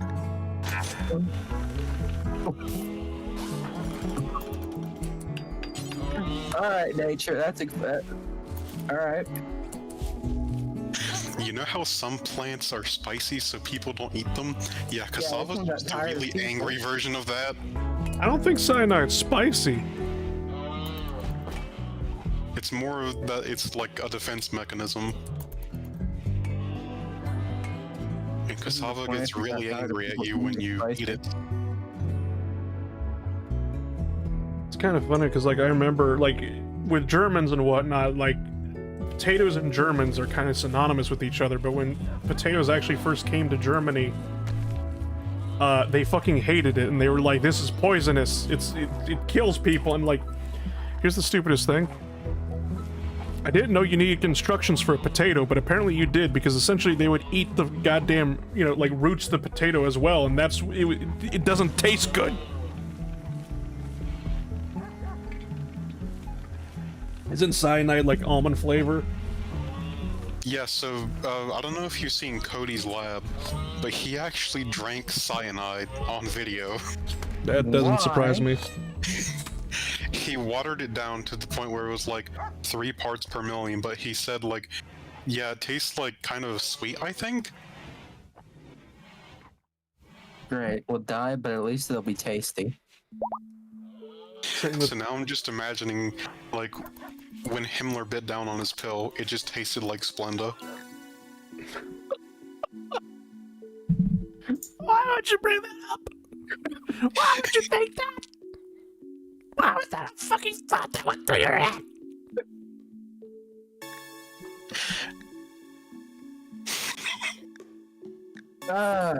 Just... Oh, God. I wish I was a therapist right now so I could just involuntarily commit you to a hospital.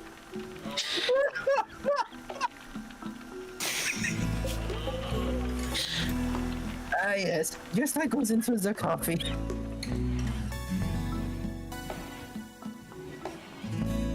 There was another thing about cyanide that I remember hearing, was it? Hold on. I think it had something to do with the Voyager probes. Whatchamacallit. I do know with potatoes, though, how Germans came to love potatoes, because, like, Frederick II, or whoever the king of Prussia was at the time, was like, alright, I want you to make a royal garden, and whatnot, and say, you know, declare potatoes as a royal food, and that none of the peasants can have it anymore, because the second you tell the peasants they can't have something, all of a sudden they fucking want it. And it was basically station guards around it, make it look as legitimate as possible, but turn a blind eye if anybody ever tries to take the potatoes.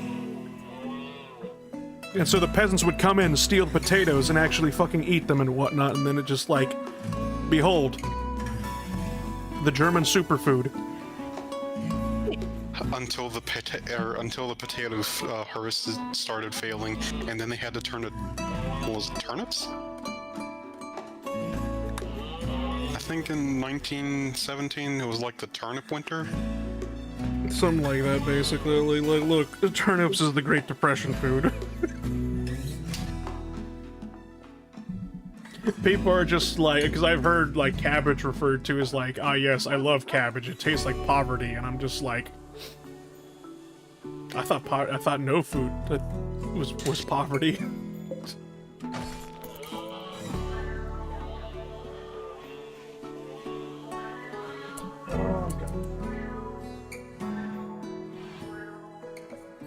The internet says cyanide tastes like almonds.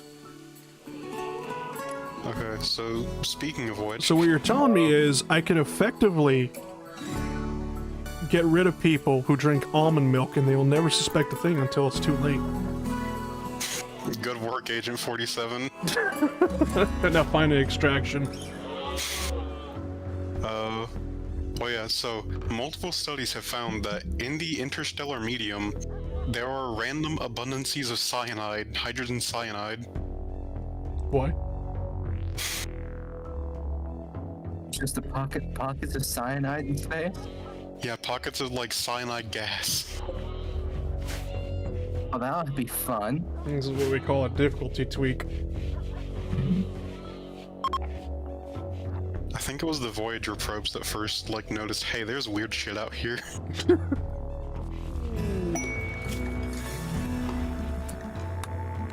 Actually, I got a question about.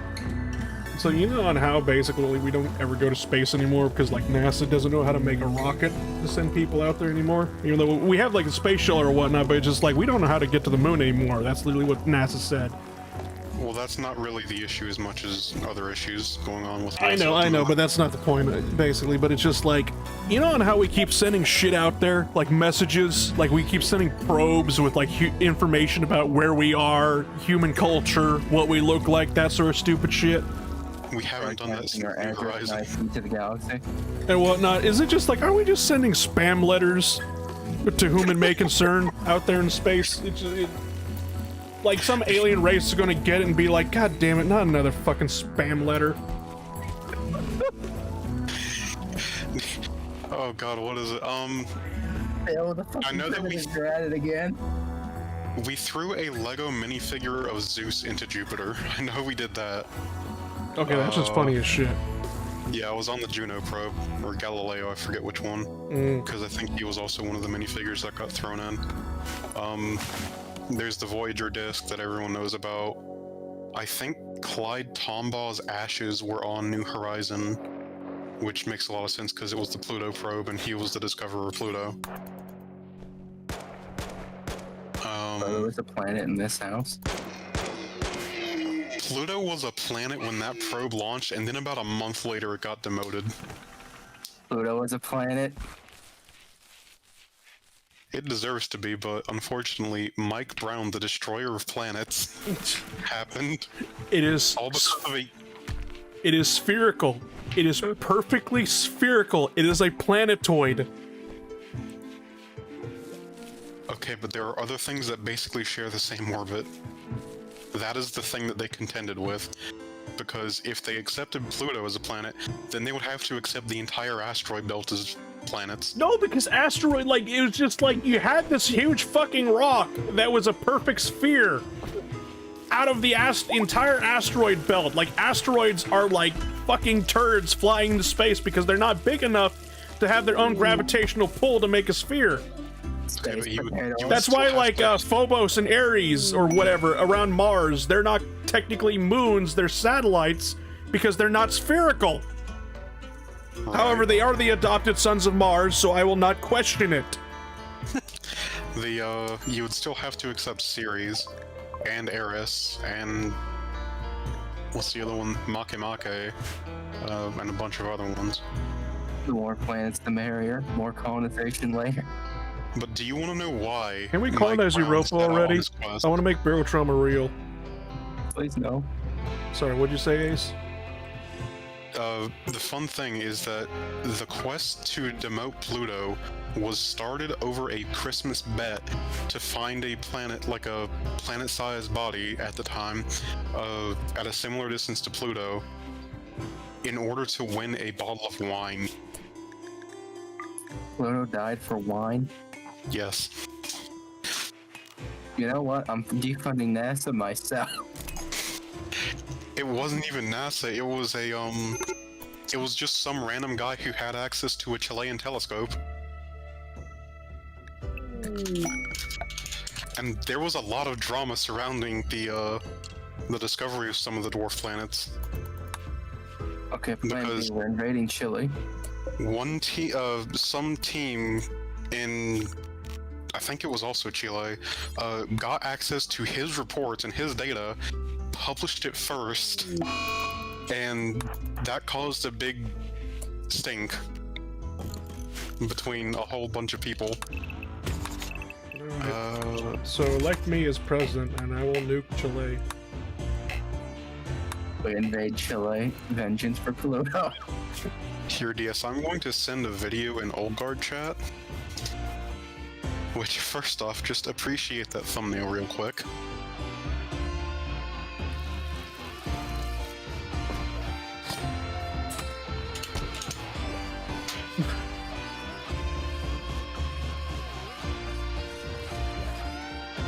I don't even How know does- Mike Brownie. That's the guy who discovered Eris and campaigned to get Pluto removed as a planet.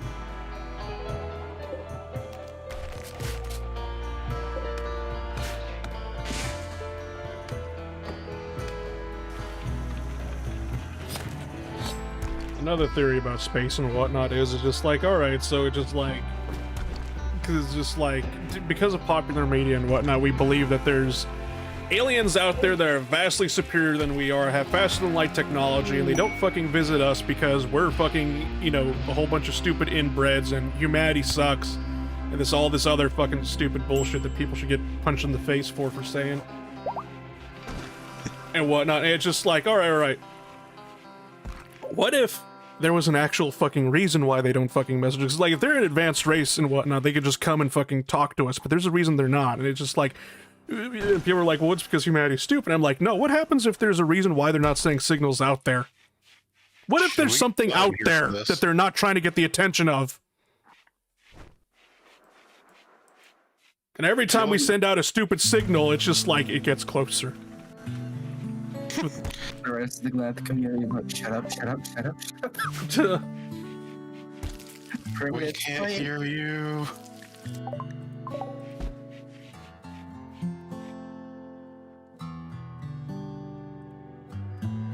Alright, human, it's time to play a quiet place. Galactic scale. Now shut up. What happens if Quiet Place happened because of that? It's just like, oh yeah, we sent out a message to the wrong fucking aliens. You send out a ping into space and a giant barotrauma latcher comes to visit you. Oh, hell no. I fucking hate the latcher so goddamn much. That was like my most hated enemy. Not because it just, it's fucking annoying. It's a giant spider. Okay, the controversy over the discovery of Haumea. Let's see.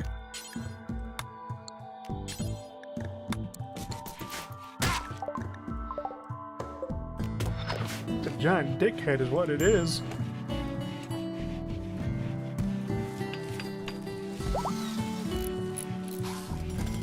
But has it eaten its asparagus lately? I hate the latchers that exist on the first biome. It's not that they exist on the first biome, it's the difficulty level. So everything underneath, like, difficulty 65, I want to say is... the latcher won't spawn anything above 65% difficulty. And whatnot. So it's just like, the easier it is, the game is, the difficulty is, the more likelihood of running into a latcher is. The latcher literally exists for people who want to stay in their little pond. For people who like the shallow water. Because the deeper you go, it's going to start being replaced by, you know, I can't believe the actual fucking way to pronounce it is goddamn Charybdis. In this house, it's still Charybdis.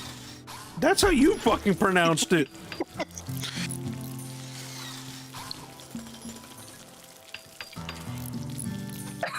I said Chartibus. Oh, right. Do you have any idea how long it's been since I took Greek history? Okay, so yeah, there was a student at at the Sierra Nevada Observatory in southern Spain who published, or who went through the same exact logs and found the same fucking rock, but published it like slightly sooner, so people got upset. The mission that was the big stink in 2003. Was it really 2003? Yes, it was 2003, 2004, somewhere around there. We've lost Pluto for that long? God. Yes. Well, no. Pluto got demoted in 2006. I cried many tears. And... where is the funny thing? Here is the rock that is actually bigger than Pluto, but weighs less, but also got Pluto killed.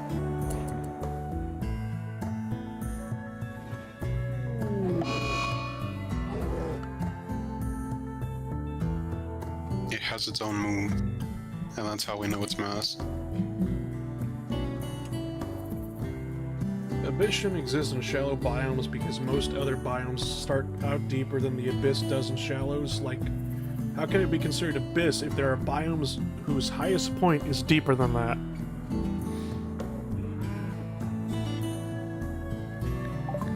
You know, you bring up a good point, but at the same time,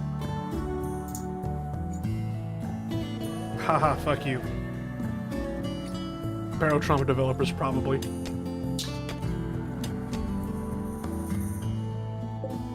Sadly, they brought up good points. Now the developers have to kill them. That's the thing is, like, I don't even remember, like, why the Latcher was even added to begin with, because it's just like, why did this need to become a thing? No, really, why? To bully the Willerman.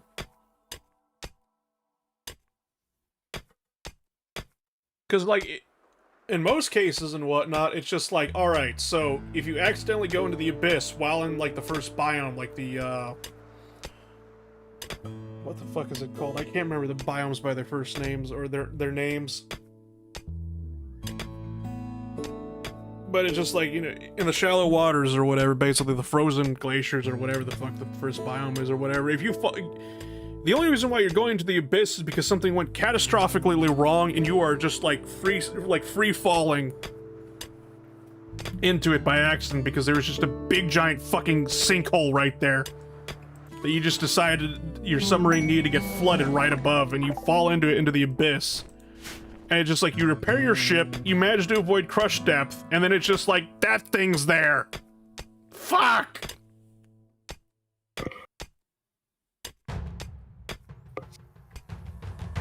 It's there to punish the people that didn't get good fast enough. I like how on some of these Wikipedia pages it's like, we can go explore these planets relatively easily. It would only take 50 years. That's if they remember how to make a rock.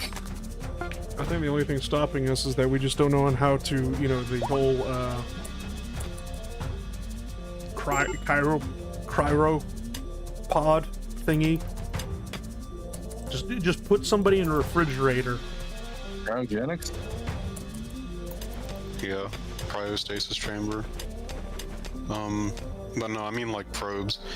Because the way that NASA likes doing things is slingshotting around planets. Yeah, I mean, it's fuel efficient. Another fun thing about that is every time you slingshot around a planet, you do technically steal a bit of that planet's speed from the sun.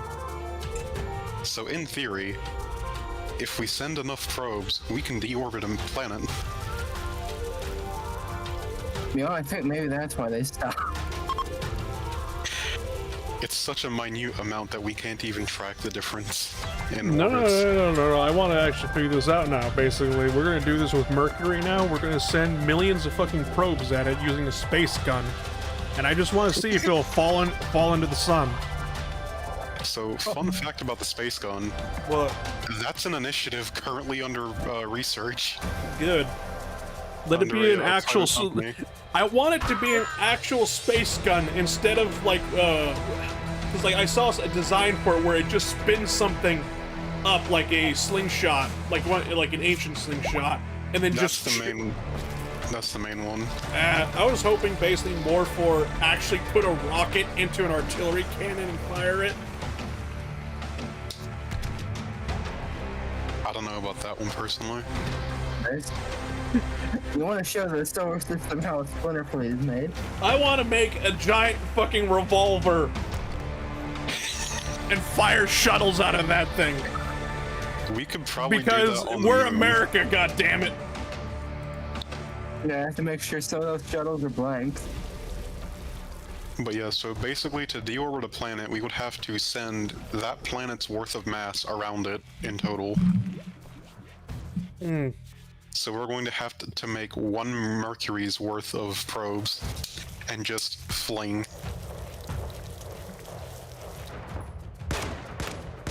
So at least like 500 rockets.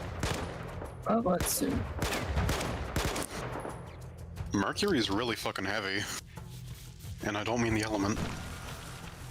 Even though that is also heavy.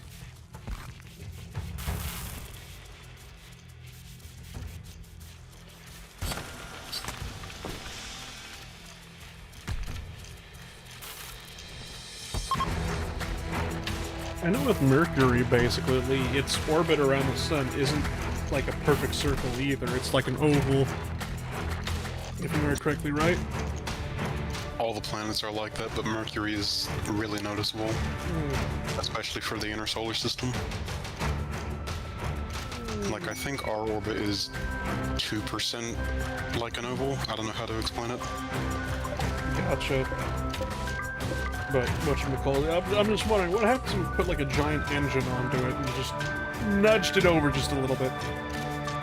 You would have to burn that planet's worth of mass to do anything. I'm sure it can be done. My God.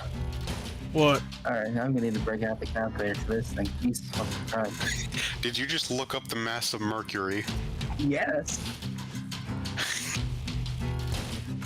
I don't even know if I can fit this number in a calculator. No, you can't. Alright. What happens if we put an engine on an asteroid and had it hit Mercury, just to nudge it over a little bit? Yeah, I cannot fit that into the calculator. Nice try, DS. Oh god, I mean, good luck moving the asteroid that far, but you would probably nudge it. Like, you might be able to track the difference in the movement. Like, it depends on how you hit it and which asteroid you use. If you use Ceres, you might actually fuck it up a bit. Then again, good luck moving Ceres, because it's almost the same fucking size. Alright, what happens if I chuck the moon at it? Then the oceans will go flat. I care not. Poseidon will save us.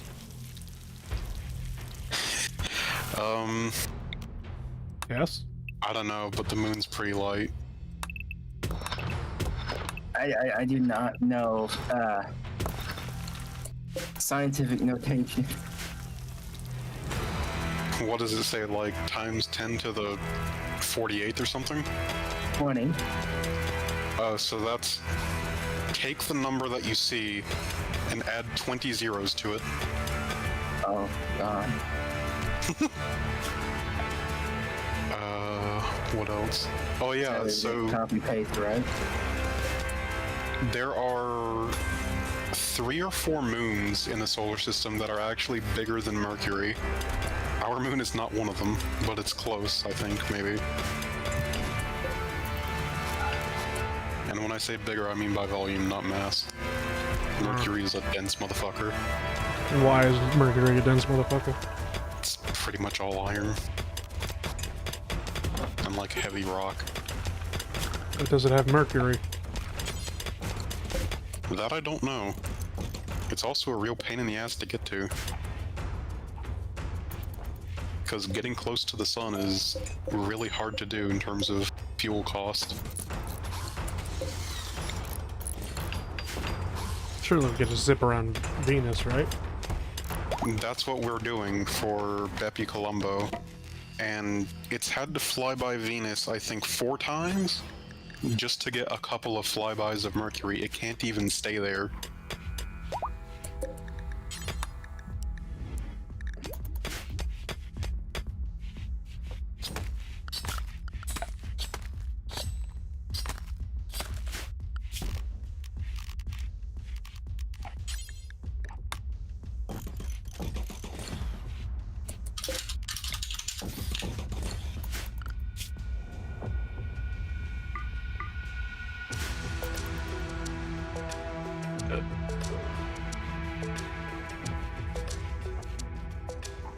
Realize I've been yapping too much.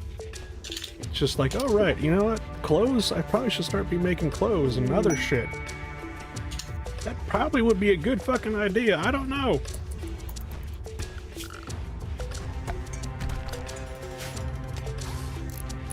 Probably research. Probably getting research would also be a good idea. I remember when there wasn't even a fucking tech tree in the game. Would you like to see That the was a tech weird tree now? Hmm? Here's the tech tree now. If you're watching the stream God. still. Okay, how much of that is modded? I'd probably say like good, like 50, like half of it. Okay.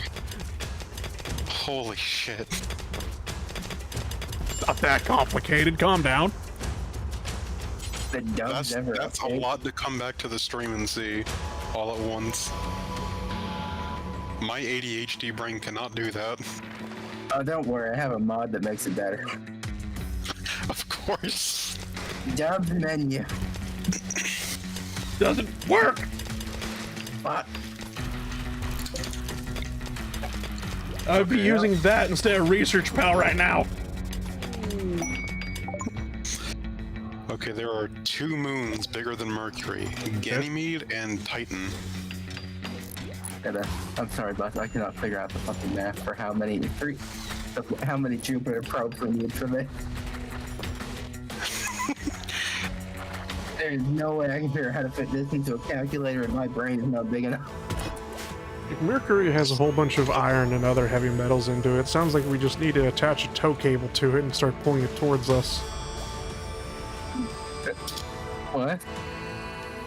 I remember there was a report back in like 2016 where like people were saying, you know, the first person who ever finds out how to mine an asteroid is going to completely destroy the world economy. Oh yeah. Because, I mean, it's true, but it's just interesting because like the very first asteroid that we ever bring back material from Yeah. is going to prove the concept that we can just go out there and take shit, which is going to open up so big of a rabbit hole that like I don't even know how to describe it. You mean World War III? No. No, we didn't start World War III.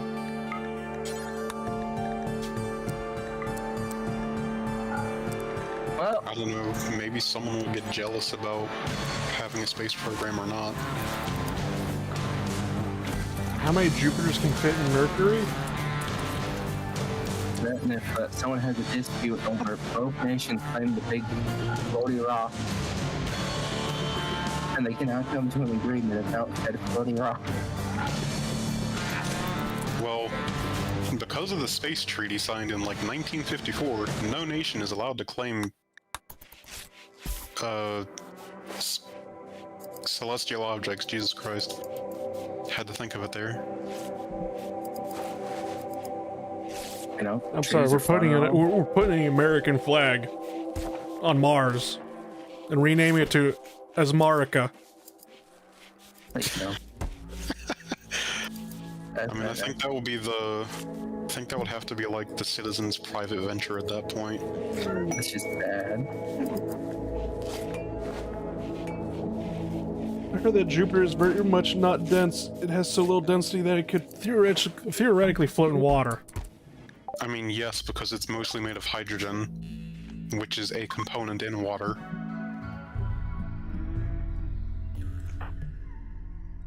And no, do not drink Jupiter. Or the liquid diamond inside of it. Why But it's not? tasty. What if it tastes like almonds? I have a problem. No, you have to leave the solar system for that.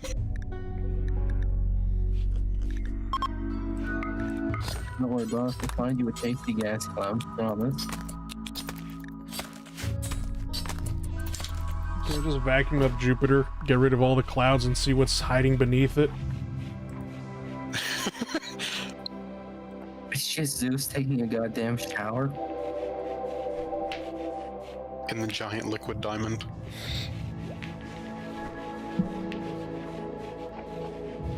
Doesn't Jupiter also have like a weird, like hexagon pattern on top of it at its That's north Saturn. pole? Saturn, sorry. Yeah. Jupiter's the one that has the pimple, the giant red dot. You mean the red eye? Yeah. Hey, is that a Signalis reference?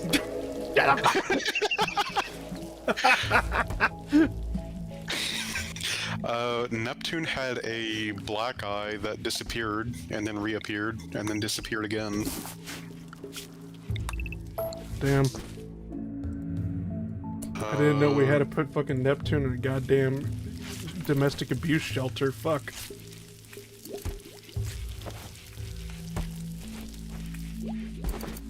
What else is there? Uranus is just dead. If I was Saturn. Uranus, I'd be dead too. Fair. Oh, fun fact. Saturn's rings are going to be edge-on to us for about a couple years, I think. The fuck does that even mean?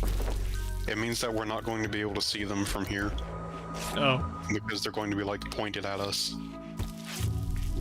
So it's just going to look like a very thin line. Is it gonna be like a tornado where it's just like if it looks like it's not moving towards you, it is? No. It's just going to make it look a lot harder to see from the sky. You could see Jupiter or Saturn from the sky? Yeah. Pretty easily. You can also see Jupiter and Mars and Venus. Mercury's kind of hard though. Okay, Mr. 2020 Vision. You don't even need 2020. Do you know how Although it does blind I help. am? Uranus is the one that takes a lot of, like, really good eyesight to see. If I was, you know on how they come up with horrible nicknames in the United States Air Force? Vision reading? No, just nicknames. They get call signs. They give fucked up call signs to people in the United States Air Force. Well, it's based on the dumb shit you do in training. I know, but it's just like, I'm so motherfucking blind, my call sign would be Helen Keller.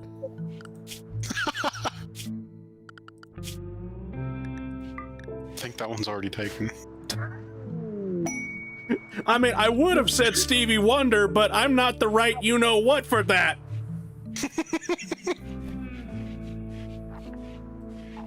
I mean, you also have an Audi and not an Innie, so I'm not sure Helen Keller would work.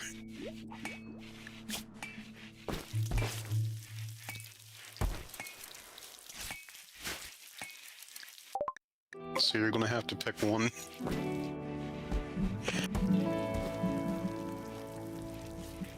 I don't know, it's my DCS. If my DCS record has anything to go by, basically, I don't know.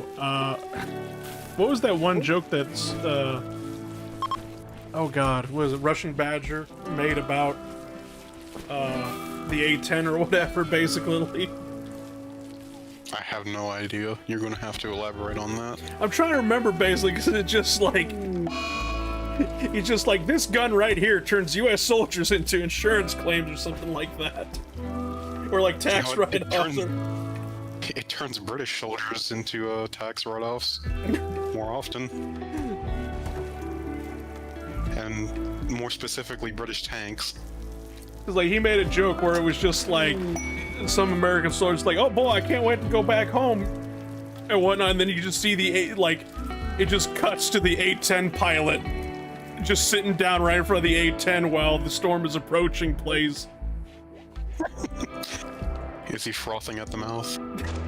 No, just giving a death stare into the camera.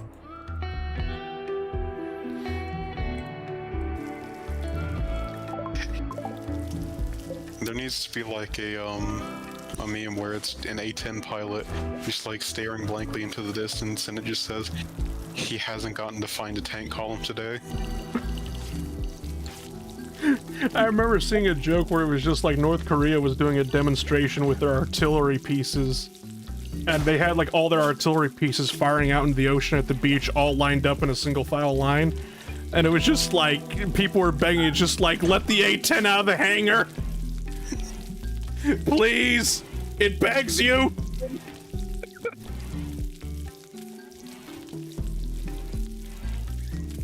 Someone get Vanga to make a video on that. Also, don't old gas Or no, giants Vanguard. technically have rings? Saturn just happens to get the pretty ice ones that aren't Yeah. easy to see. So Jupiter, Neptune, and Uranus all also have them. It's just that Neptune's ring is basically pure black. And the other one's rings are incredibly thin.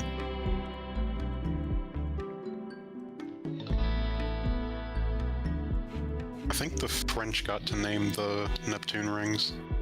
Because I think they're named like the same, or named like the motto of the French Republic. So like fraternity, equality, and something else. You mean it doesn't mention onions? Sadly not. God, that's a horrible idea for RimWorld. What? Just the World War II colony. You play as France, your colony eats nothing but meals made from onions. I'd do it. Onion soup all day, every day. God, See no, how many I'm gonna different make an meals and onion mods you can get that you can substitute ingredients with just more fucking onion. A Randy Slide. burger that's just nothing but meat and an onion bun made of onion. What were you saying, Ace? soup. How could you do this to me? You're making me hungry. French onion soup is Specifically for good. something- I know. That's why I want it. Oh, speaking of onions, that actually reminds me. Mom went to Wendy's and got the Addams Family stuff. Oh God, are you okay? Are you alive? Is this your ghost we're talking to? I'm sad. Why? You didn't get the They were purple out of bun? the churro fries. Huh? They were out of the churros. They That's just apparently sad. ran out of churros the night before. Okay, The so one thing I wanted. the first part of the rings of Neptune that were discovered, Are it's called the Adam's ring. It's just one ring.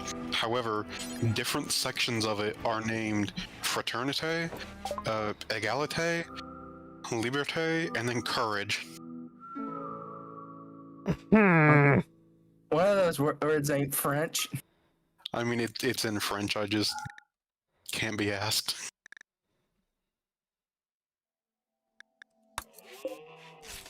And they're all like, one of them is 3 degrees wide, one of them is 10 degrees wide, one of them is 1 degree wide. That must be courage. Yes.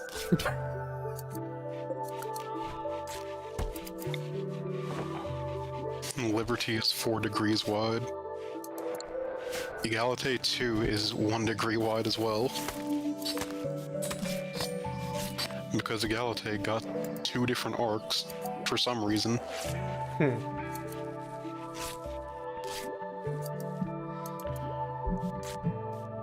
Saturn is laughing at other gas giants with their shitty rings. Pretty much. I think Neptune's got like the most, aside from Saturn obviously. Because Jupiter's rings are puny.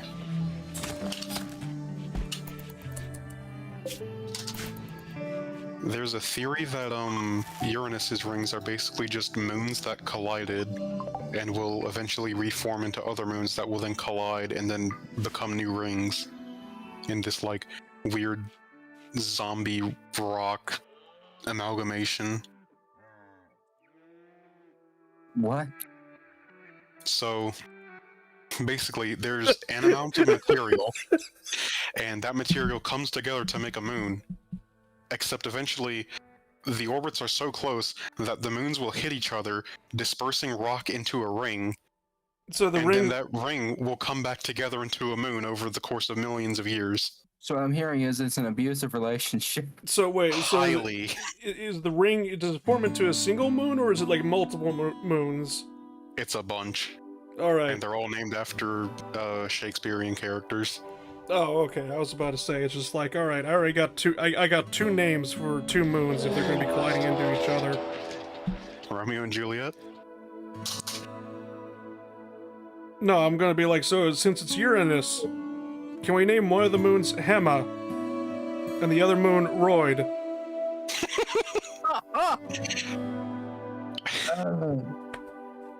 I think Uranus has, like, I'm fucking. 13 moons? I'm a fucking adult.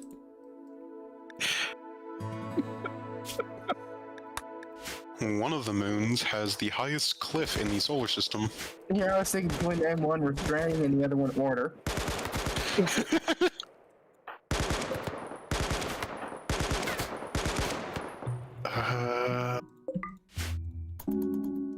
Moons. moons of Uranus. Let's go. 28 confirmed moons, and 27 have names. Thought you were gonna make a Zeus joke there.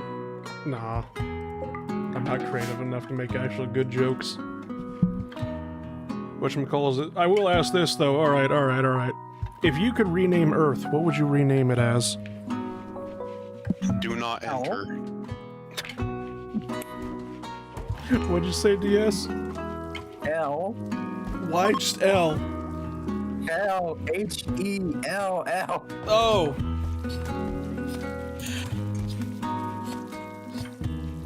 He's not wrong.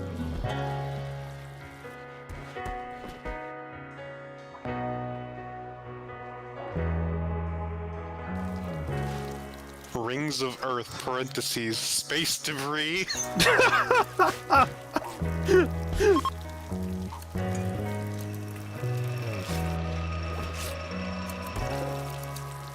The blue?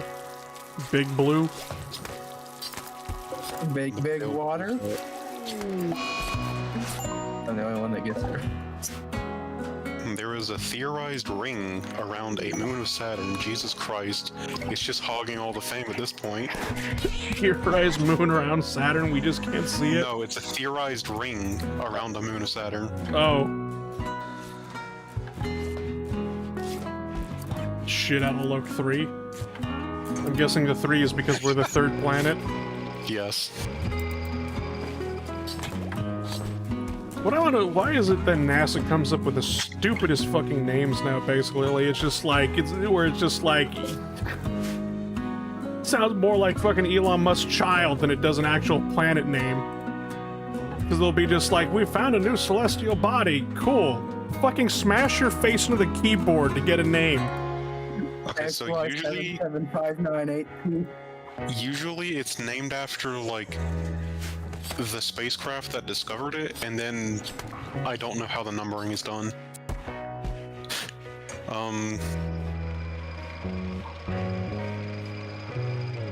If I could rename Earth... A lot of the older stars have, like, you know how, Aldebaran, for instance, that comes from a manuscript, astronomical manuscript, that was brought into Europe during the, like, Muslim Golden Age.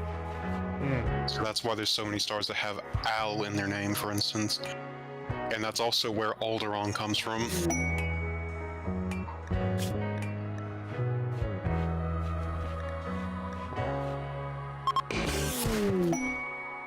Is that why the Empire blew it up? Maybe. You know what? Palpatine's a big enough racist, I could see it. Alderaan was a legitimate target. Alright, that was a state sponsoring terrorism. They were making chemical weapons on Alderaan. Yeah, it's called perfume. No, believe it or not, the actual lore for Alderaan goes is that it wasn't actually originally a human planet, it was a bug planet, and they just gassed all the fucking bugs off of it. Oh. Neat. Vengeance for Geonosis. Yeah, and then what ended up happening is during the Galactic Civil War, where Alderaan was basically supporting the rebellion, and was like the biggest supporter of the rebellion and whatnot, they were giving chemical weapons to the Rebel Alliance to use in terrorist attacks. Oh god.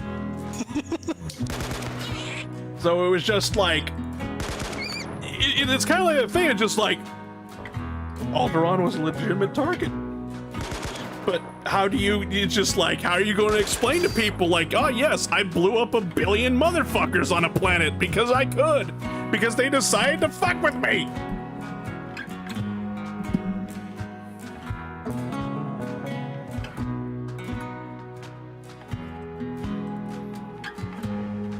I kind of like it as well because in the extended lore, or expanded lore, yeah, the Legends as it's just called now, or whatever, basically, Palpatine nearly had a heart attack when he heard the news that Grand Moff Tarkin blew up Alderaan. Because he said, yeah, sure. Tarkin was like, hey, can I use the laser, you know, as a demonstration, you know, to test out its firepower? And Palpatine was like, yeah, sure. He thought he was gonna blow up like an asteroid, a moon, you know, some barren rock. Next thing he knows, so Tarkin just blew up Alderaan. That moment when even the Emperor was like, oh, fuck, wait, hold on. I know we said be evil, but holy shit. I just saw someone in another server post a like election prediction map made by an AI, and there's just, I think it's Wyoming, just is labeled Republican Leanda. What? I don't know. Where's Dagoff? There's another one called Iavoda or Iavada. There's Lee. Texas is voting for Iowa. Louisiana is voting for Lambda. Oh, yes, they are with the science team. Looks like Pennsylvania wants North Washington to win. Ah, yes, the reincarnation of George Washington, North Washington. Here's the map. So all of a sudden, 14 man-hunting red pandas. No! Get Get him.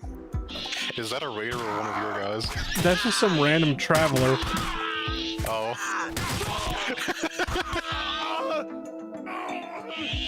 God, Take he's his dead. gun. They killed him, and then they're gonna kill me. Oh my god. Tame a muffalo to be your bodyguard. I love it. The last page is nothing for you to I don't think you're gonna love what's about to happen.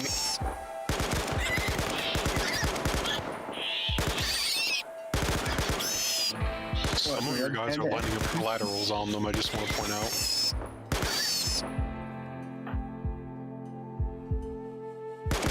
Oh god, there's just one bleeding out. There's like two bleeding out over here.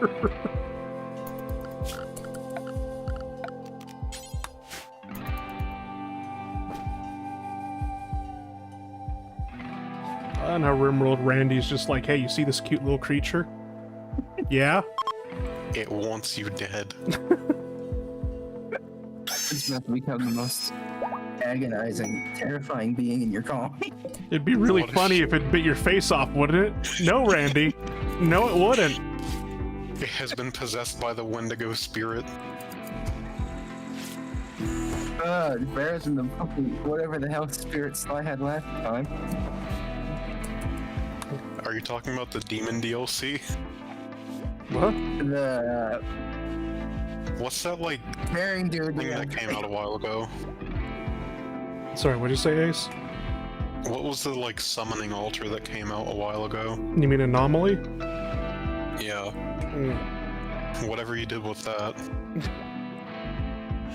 Tree score lets you disable friend-shaped manhunters, right? Yeah, it does. I just didn't turn it on. But it was just like, ah, yes. So like November 1st or whatever, a mod that I actually play for Hearts of Iron 4 called Equestria at War. It's a My Little Pony mod for Hearts of Iron 4, and somehow it is...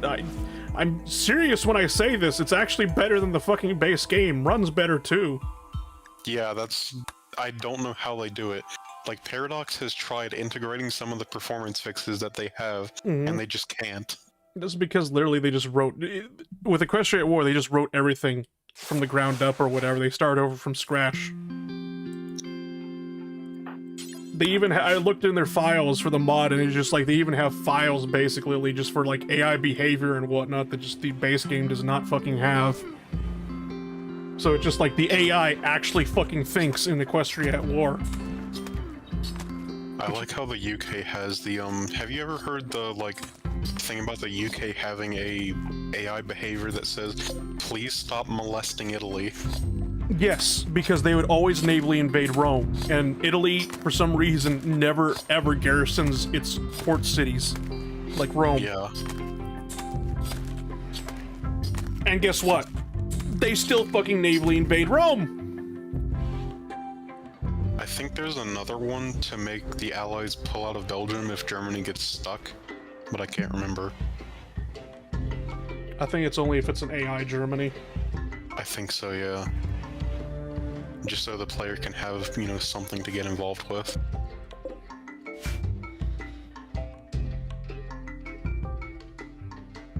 But, yeah, so Equestria at War and whatnot came out with an update.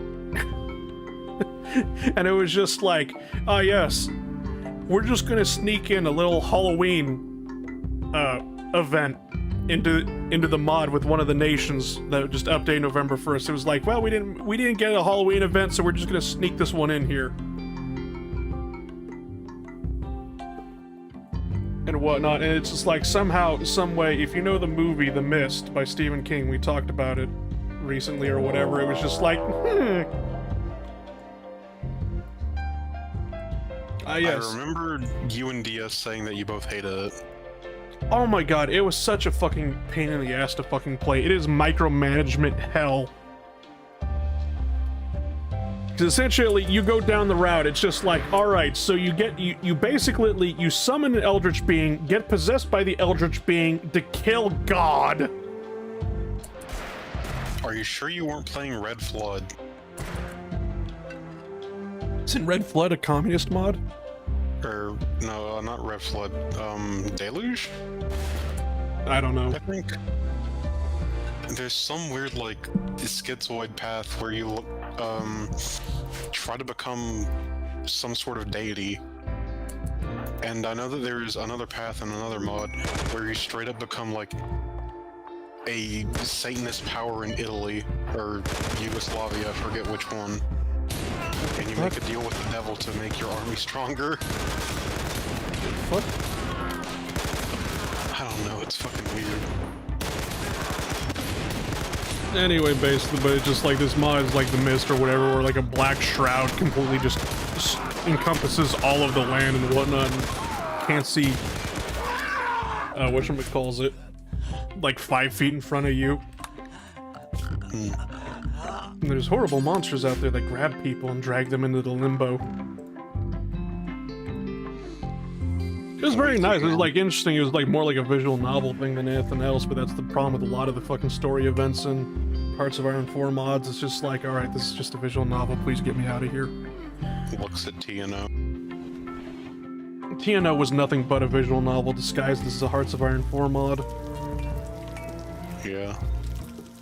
And then they were just like, alright, but what happens when we add in more gameplay to it? And I'm like, cool, what'd you add in?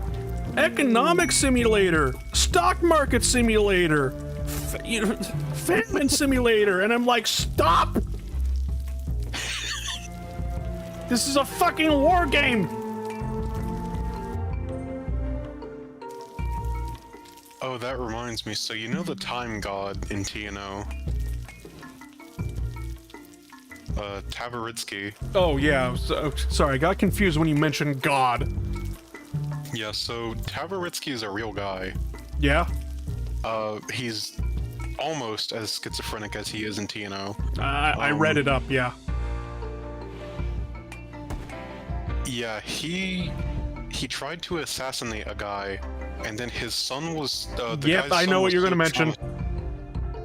The book, the funny book. Well, the not funny book. Yeah, yeah. Yeah, I'm not gonna mention it then.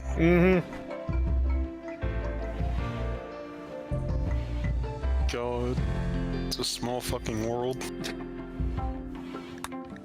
I need more like niche YouTube content about political extremists of the 20th century. Why? Because it's funny. I'm gonna say it again, I really wish I was a therapist so I could involuntarily commit you to a hospital. Okay, but do you want to talk about Konstantin Radzievsky? I don't even know who that is. That is the guy who founded the Organization of Russian Fascists. He basically became a Russian version of Mussolini in Manchuria, with a hat included.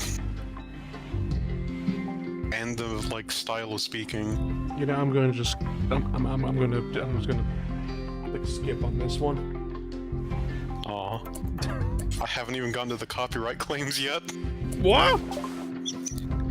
So there was a Russian fascist party started in the U.S., I think, by a guy in San Francisco. Of fucking course. What?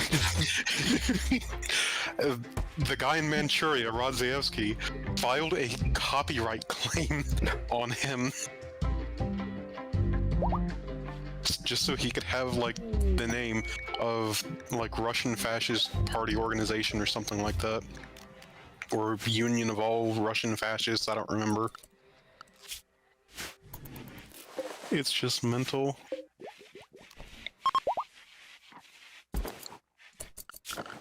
The NKVD eventually gaslit him into going from Shanghai back into Russia, which, a very smart idea in 1945 for that ideology.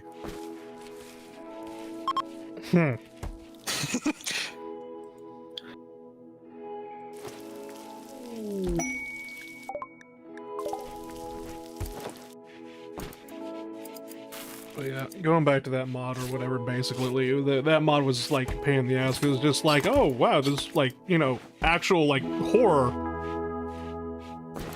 in a mod about ponies or whatever, but it was just like, you literally start off with like a handful of divisions meant to fight the two superpowers of the fucking world, Equestria, and then the Changelings, and then Stalingrad. Basically, it's just like, eventually it turns into, it's gonna be the world versus you. You start off with like 15 divisions. Good luck. That sounds really fun for the first 5 minutes. Oh yeah, it was fun for the first 5 minutes. And then you run out of equipment and you just cry. You can't make equipment. Of course. You can't make divisions either. Of course. You had literally, I'm on a timer. The whole thing about this eldritch being or whatever was making like shadow beings or whatever, and it like, hold on, it's gonna take me another month to be able to divide myself into another division and whatnot, and I'm just like, please, they're right outside the gates. Because, like, it got so hyped up that, like, holy shit, this is horrible or whatever. Like, a mist is coming across the land, people are being kidnapped and whatnot, that sort of thing. There's these, you know, horrible monsters, like shadow creatures that can't be killed by bullets. You know what? And it's just... Apparently, you know what? How to defeat the Eldritch Abominations? You know what you need to defeat the Eldritch Abominations? A tank. What? A singular tank. No, literally, because it's just like, ah, yes, as long as we stay inside the metal box, we're perfectly safe. The horrors outside can't reach us. They're just like, ah, yes. I don't know, it just really hyped up this be like end of the world scenario, and all it was basically, it was just like, dear God, please stop bullying me with your fucking tank divisions. I can't do anything to destroy a tank. I can't believe all Jonathan Ward had to do in Faith was just stay in his car, and then the unspeakable couldn't get to him. Pretty much.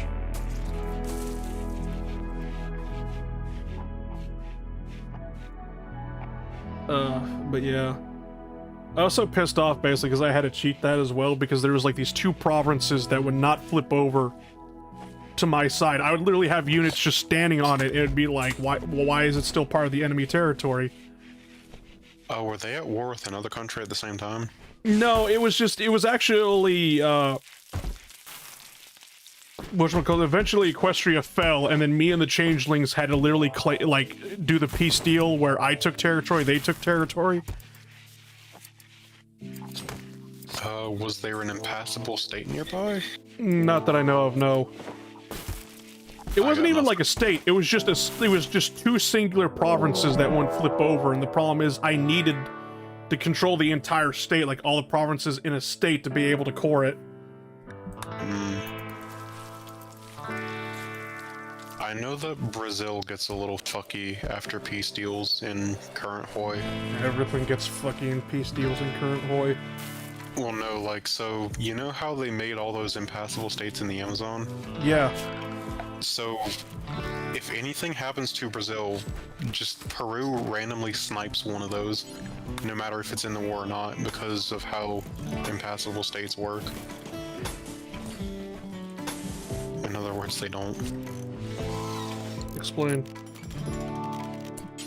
So, I think impassable states work like whoever owns the most land around them, or has the most cord land around them, gets them. If it's been after a peace deal, I don't even know how to describe it, to be honest. You're talking about like the mountains, I'm guessing, No, right? I'm talking about a bit of the jungle. Right. Yeah, it depends on the provinces touching the impassable territory. If you have more than half of the provinces touching it, it flips to you for whatever reason. Mm-hmm. Even though if it's impassable territory, it should just appear blank. No color. Yeah. But then they would have to introduce like a neutral tag.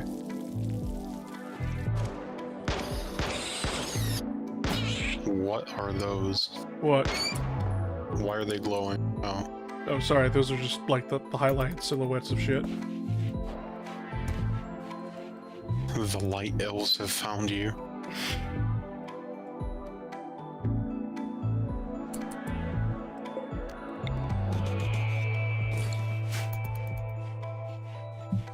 It was kind of funny enough because it's just like having that AI behavior where it's just like Britain stops landing in Rome or whatever, basically. It's just like the AI knew it's just like if I just held the line, if I just stood there and did nothing, there was no way in hell it could stop me. And the problem is, despite the fact of I had limited amount of divisions, the kill ratio was basically for every shadow creature that I lost, the enemy would lose over 1,000 soldiers trying to kill it. And so just in the first few months, basically, we had 500,000 dead. In just like the first, couple months. I think the highest kill to death ratio I've ever gotten was playing some random nation, going communist, sending a tank to communist China, and just like sitting in some low supply region where Japan could barely touch me, but they would still grind against it. And I wound up getting like a ratio of a couple thousand in Japanese to one like soldier in the tank division. Yeah. So, but the problem is like the AI quickly figured out, all right, so I barely have enough infantry divisions to hold the line. There's nothing on my coasts. And so it was just like the enemy just kept navally invading me over and over and over again and just would not fucking stop. Hey, I found the abused player button. Quite literally. What else is there in Hawaii? Oh yeah, the funny thing is, the AI behavior to not insta-kill Italy is, it has a time limit on it. Yeah. So it just wears off after a while. And the Brits just do it anyways. Because I think, whatchamacallit, if the Allies land in Sicily, I think Britain just does it anyway. I'm a fish. You're a fish? No. Remember those armies of horse archers I mentioned? Okay. They disappeared. Good luck. I don't know where they went. Good luck. Oh god. Thoughts on the new Dragon Age? I heard it was a huge flop. Breach containment.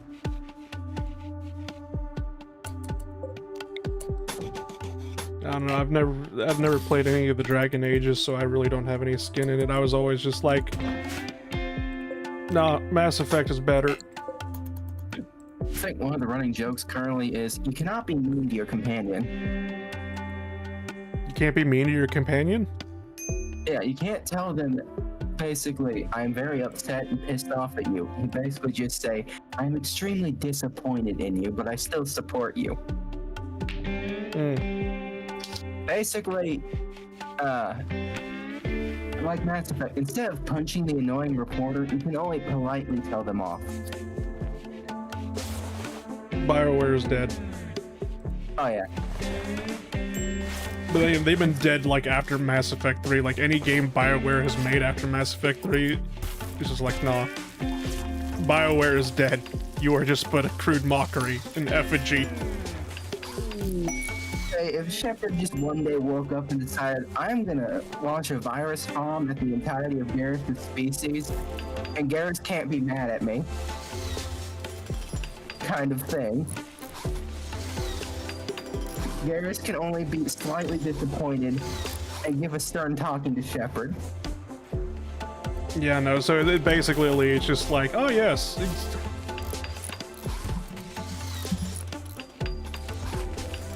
That makes no fucking sense, because like the whole point of fucking like RPGs or whatever, like the big joke about D&D, it's not a role-playing game, it's a game about consequences. And guess what? You're about to fuck around and find out.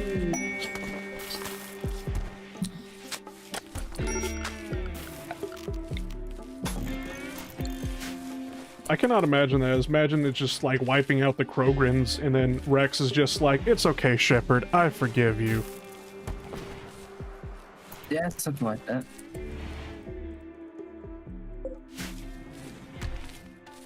So when are you gonna put a roof over that farm? When am I gonna put a roof over that farm? I just remember I was watching someone in another Discord server play RimWorld, and they just decided at one point, I'm gonna put a roof over this farm, without realizing, like... Jesus.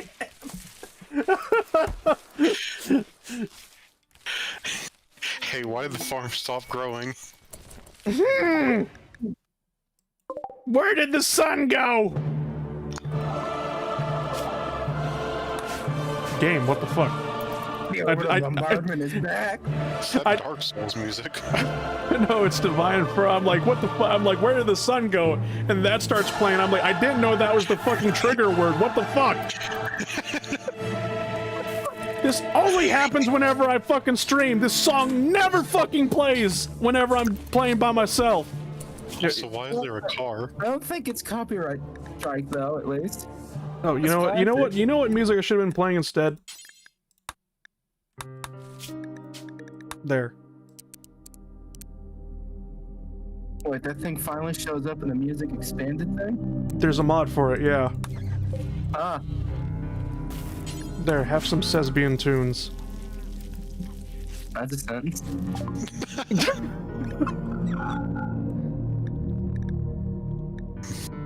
You can buy a kangaroo? Yeah, they're selling me kangaroos. Neat. I'm not gonna buy kangaroos. I figured. Tyrannosaur instead. We don't have dinosaurs. Sorry to break your heart.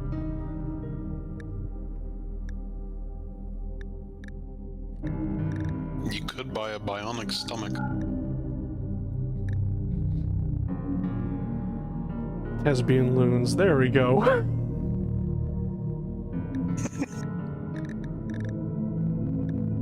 For a second, I heard thespian. Well, I mean... Aren't thespians performers? No, Thespians was a Greek city-state. Thebius or whatever, basically? I don't know. AI overview. Babes? Lesbian is a term that combines the words lesbian and thespian. I'm not gonna ask Good anyway. job, Google. There was an attempt. Also, I didn't realize that the Muffalos could swim. Everything can swim if it tries hard enough. It's shallow water, so it's like knee-deep water. Oh. I didn't know that the game differentiated. Yeah, there's deep water and then shallow water. Shallow water is basically like waist deep or deep, knee-deep water, and then deep water, nobody can go through deep water, I don't think. Or is that just ocean water? Nope. Oh god, oh fuck, they reappeared. Go, lad, run! It was an ambush! Is fishing Oh, a thing in bamboozled. RimWorld? There is a mod for fishing, yes. We can create a fishing zone, if you wish. Oh, neat. That's up to you. I don't know if it's viable in any way. Yeah. Just create a fishing zone, one guy, or one fishing zone, or whatever. Just make sure somebody's assigned to fishing. As long as you have the personnel to do it. It's all the way at the end here, so it's kind of like one of those things that just like, it's like literally the last thing in the priority to do unless I change it. The biggest issue with the new Dragon Age is not even them using all the new... Oh shit, it was that they use term 9-bar in a saying where binary code is not a thing. It's fantasy, right? Because it just... Well, yeah, obviously it's fucking fantasy, because you got fucking... All I know about the new Dragon Age Inquisition, or not Inquisition, that was old game or whatever. I don't even know what the new one's called, basically. That's how little I give a shit about Dragon Age or whatever. It's just like... It was called Direwolf, and then they just had a random erratic change in art style and everything else, and even changed the title. Oh, okay, so it was basically, it's a completely different game. They just slapped Dragon Age onto it or whatever, but it was just like, I remember seeing it because a lot of people were posting pictures of like the knockoff tieflings, like the tieflings from Wish. The Konari. Yeah. They Where did horrible. it was just like they had horns that were literally wider than their fucking head, and it's just like, what the fuck?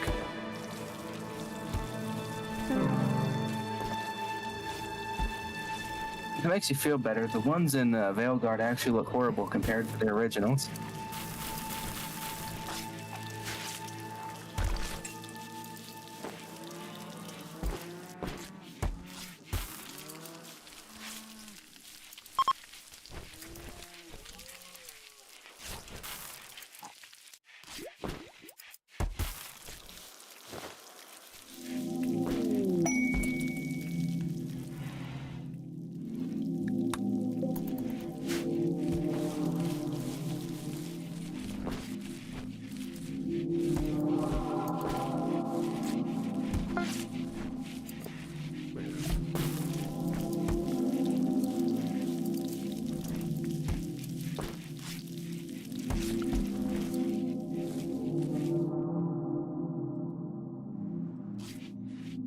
I don't know, I'm still trying to get over shit, like, basically, how is it, like, in D&D, where it's just, like, we literally have magical items and, like, spells and that other shit to literally revive the dead. We could revive the dead, or resurrect the dead, because revivify and resurrection are two different things, whatever. Tomato, tomato. But it's just, like, there are some people out there that are just, like, no, my character has a disability. Like, well, we could cure that disability. We could just... Literally, we could revive the dead. We could do whatever we want with magic. We don't have to explain shit. And then they get mad at you because you fixed them.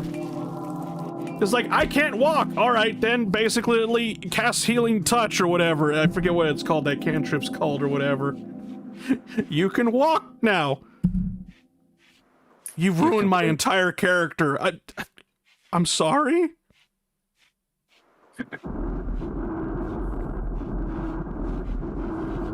Son of a bitch.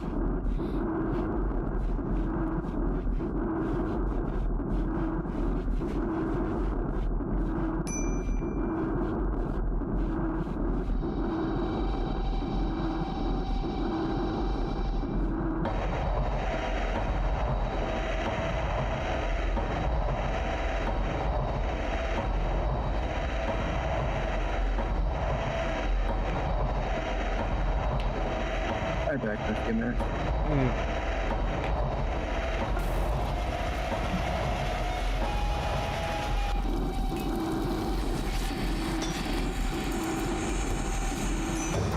What was that one game?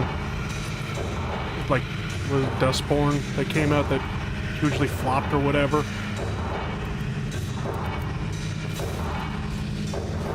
I have no idea. There was a fucking horrible ass game that came out. It was just like it was government funded by the United States government and the EU and other fucking nations or whatever, basically. It was basically like the first, you know, like whatchamacallit, 100%, you know, diversely made game, and it was a fucking huge flop or whatever, because like the characters were just like the biggest fucking asshats on the goddamn planet that just belittled everyone for not being a goddamn Twitter user and whatnot, basically. But I was just reading what Toxicity said, and it was just like, yeah, okay, this just sounds like the new Dragon Age game is just Dustborn but D&D.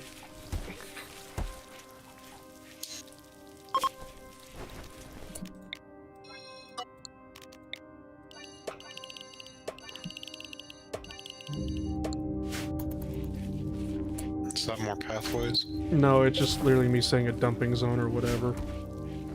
Outside the walls.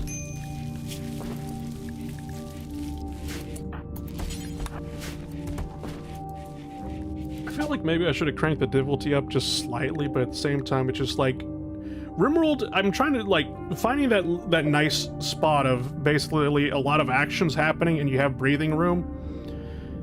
Very difficult to find because RimWorld has two settings: either nothing is happening or everybody's dead.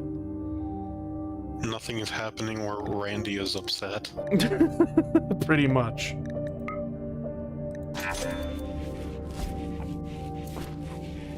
So, what's the deal with the storytellers anyways?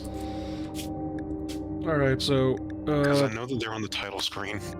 Yeah, so you got three of them, basically, the three main ones. You have Cassandra Classic, which basically means that's like the default setting, that's normal and whatnot. So how this works is, let me go here real quick. Not there, what am I looking for here? Is it the book? Graph. So everything has a wealth value in your colony. All the furniture you make, all the pawns you make, all of the equipment you make, has a wealth value, and this wealth value equals basically how many points the AI has to play with to cause events like raids or just, thunderstorms or that sort of thing from happening. Cassandra Classic is like the one that just gradually builds up over time and it will start getting harder and harder over time, so it just basically, the more wealth you have, the more points it has.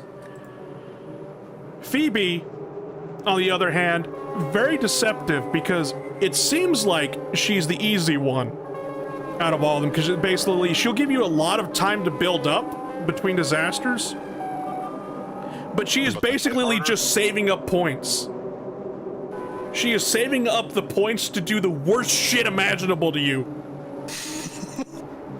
She will basically, you get sent into a false sense of security, and then she just fucking just blindsides you. Randy, on the other hand, has double the points to play with, no matter what, but at the same time is completely random. It could be good, it could be bad. He does not care. He doesn't have a lot of the restrictions that the other two have. Harvey Dent. Gotcha, yeah. That's a xenomorph. Yeah, this one is from Insectoids 2, Vanilla Factions Expanded. This one is just basically, if you want nothing but bad events, choose this one.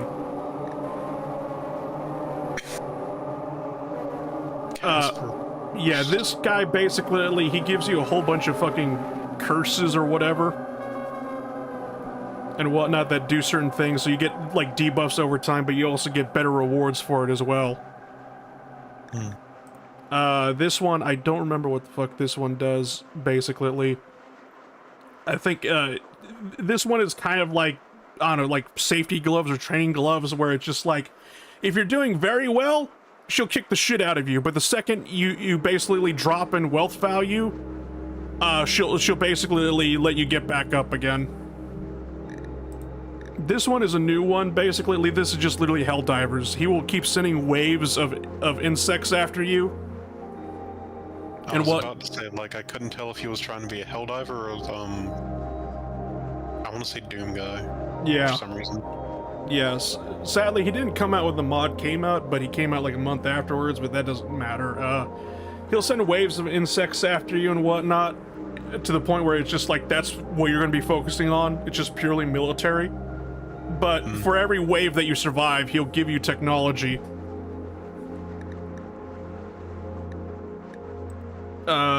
Deserter, this one is basically if you want to start off as the Deserter, which is like a vanilla expanded faction sort of thing and whatnot. Is basically if you want to role play as the Mujahideen, just put it. This Outlaw, one, I assume? huh? I'm assuming he's like an outlaw or something. Yeah.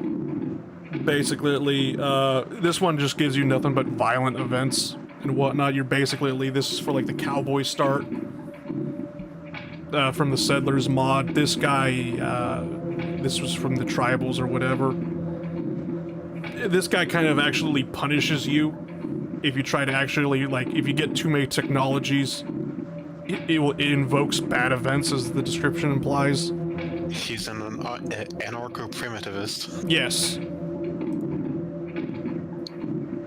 Alfred Ancient. I can't remember what this guy does. He forces low population colony, help build up the characters, but rewards you with no skill. Oh, so there is skill loss. I have a mod that turns skill loss off, basically, but it's just like, alright, so this guy is if you just want like 3 people or something like that, just like very low sort of things, but no skill loss means is that if a colonist is not doing something, they start to lose that skill or familiarity with that skill, but this guy prevents that, so...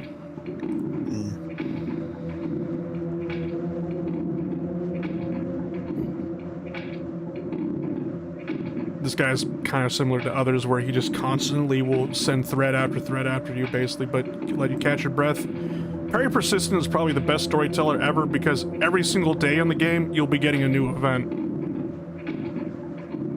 Don't know if it's good or bad, basically, but he's kind of like Randy Random, but instead of, whatchamacallit, sitting there doing nothing, sometimes he'll just constantly give you something. Yeah, it's like he's forced to do it's forced to run the check. Yeah. Igor Invader is a fucking asshole. He will keep sending raids after you. But here's the catch. If somebody in your colony dies, he sends another fucking raid, like as reinforcements. Oh, so he piles them on. Yeah. And then this guy makes it that raids or just group caravans or stuff like that will always have like a psyker in them. Or a psycaster, as they're just called, or whatever, but yeah.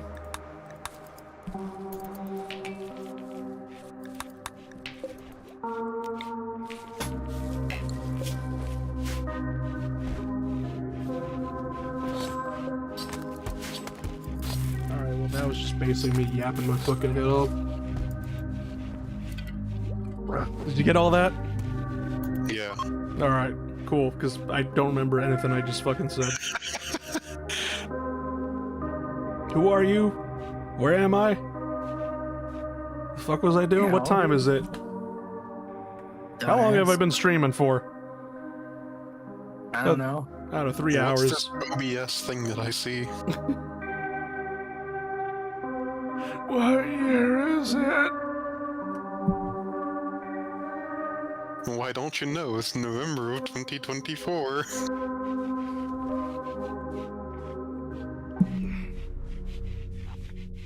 That was 93.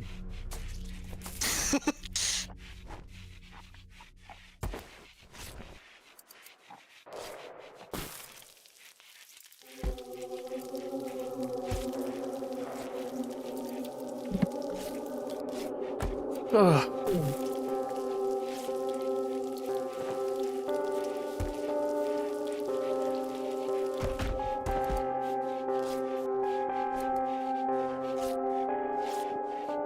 I was wondering what the Empire Storyteller would do after he receives some good quest rewards and increase your colony wealth by like 20k. I don't know. There is another storyteller that I don't have subscribed right now or whatever, basically because he's like his own storyteller instead of like part of with one of the factions. Was like Winston Waves.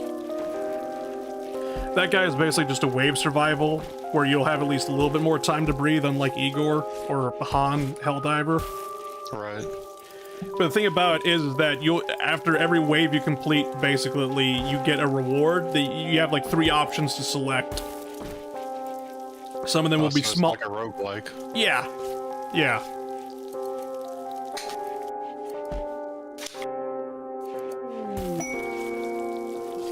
What the fuck? Error.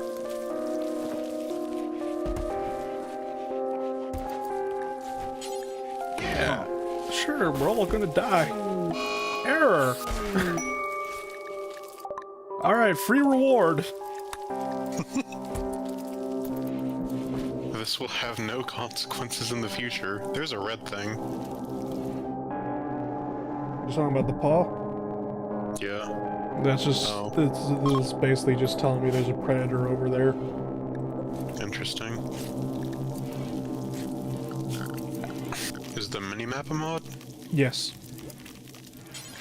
Dub's minimap or something like that.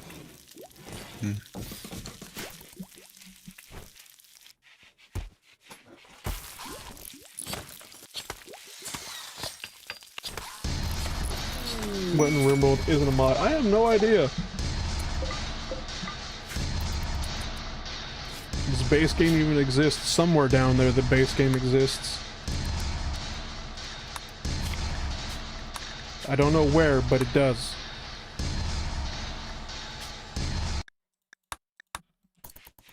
In the forgotten depths of the human psyche. The main menu is the base game. You know what? You are correct. This game is just a main menu screen. All the mods are the actual game itself. Same can be said with most Paradox titles. Except for Vicky, because neither of those games seem really moddable. No, like Victoria 3 is like the Starfield for Paradox, where like literally the modders looked at it and just said, fuck it, I quit. All I want out of a Vicky mod is just let me pour more population into a country. You mean colonization? No, just let me spawn humans. Because, like, I can build up an economy. The problem is, I just can't get immigration to work properly. Decree, greener pastures. I've tried. It just doesn't work. Like, unironically, I had a really good game as Iran going, and then it's just like, you've run out of human. Okay, one, you're Iran. I banned slavery. I had all that extra population going. I had like 6 universities in the country, so I was getting yes, literacy. they all became literate and bought a boat ticket out of Iran. I mean, fair enough. However, I did get the literacy rate up to over 40%. Close the borders and tell them we were reforming the Achaemenid Empire and there is no negotiation. And I've had games as Brazil where I've liberalized fairly quickly, but just still no one came. Tried a game as, I tried Canada and Brazil as well, but the colonization mechanics are just god-awful. Oh yeah.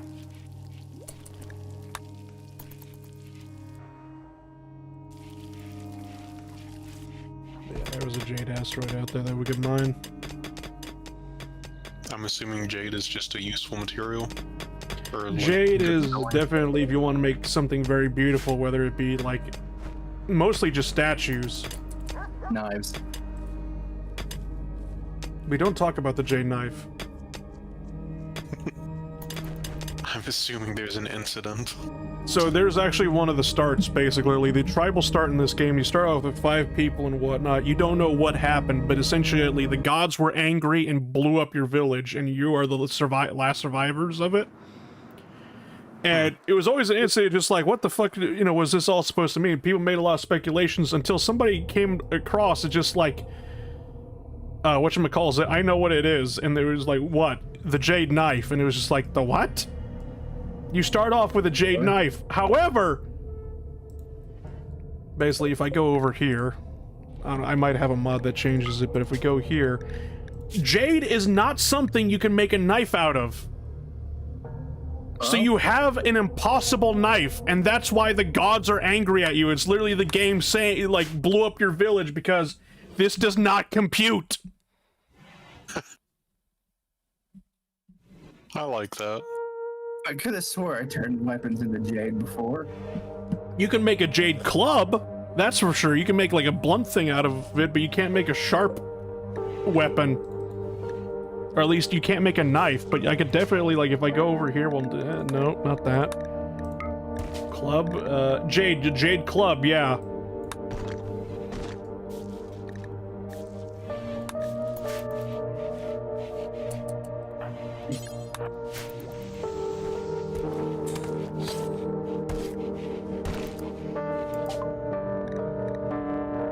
Oh yes, merchant, what are you selling me today?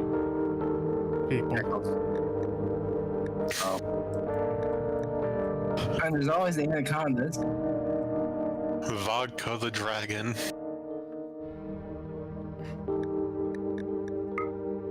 Fuck is dragon vodka?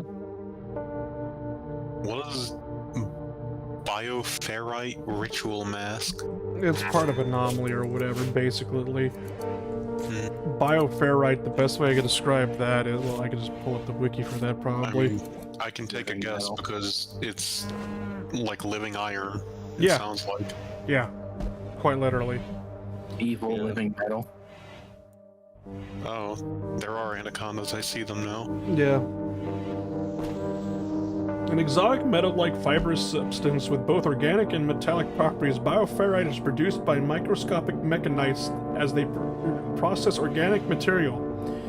In cases of disordered mechanite behavior, this happens in a chaotic, cancer-like way. The material is known to interact with some types of psychic flows.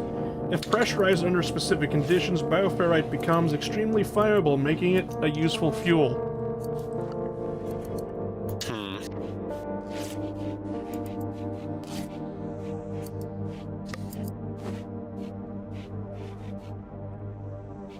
But yeah, so Anomaly, the eldritch being that we have to do with Anomaly, is basically like a metal god out of like bioferrite or whatever.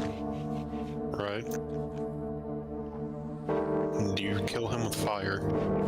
Sadly, no. There's actually no god to kill. The ending of Anomaly I felt was very disappointing, basically, because essentially there was supposed to be a monolith, and once you do everything you need to open the monolith, you go through the portal, end up in a pocket dimension, and there's a nice little, it's just a shining light. And you reach out to touch the light, and you could either be, you know, possessed by the light or destroy it, and that's it. That's literally fucking it. That is really sad. Yeah, it was very sad. It's like the ending of a Stephen King novel. You destroy the light, the nightmares end. You get possessed by the light, your character becomes inhumanized. Which is exactly the same thing as having the psychopath trait. You feel nothing.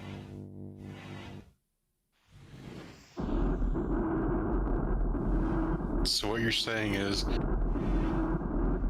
they go through all that to get the same feeling that I get after I live through an election. Yeah, it's basically like, congratulations, your character has depression! Got it.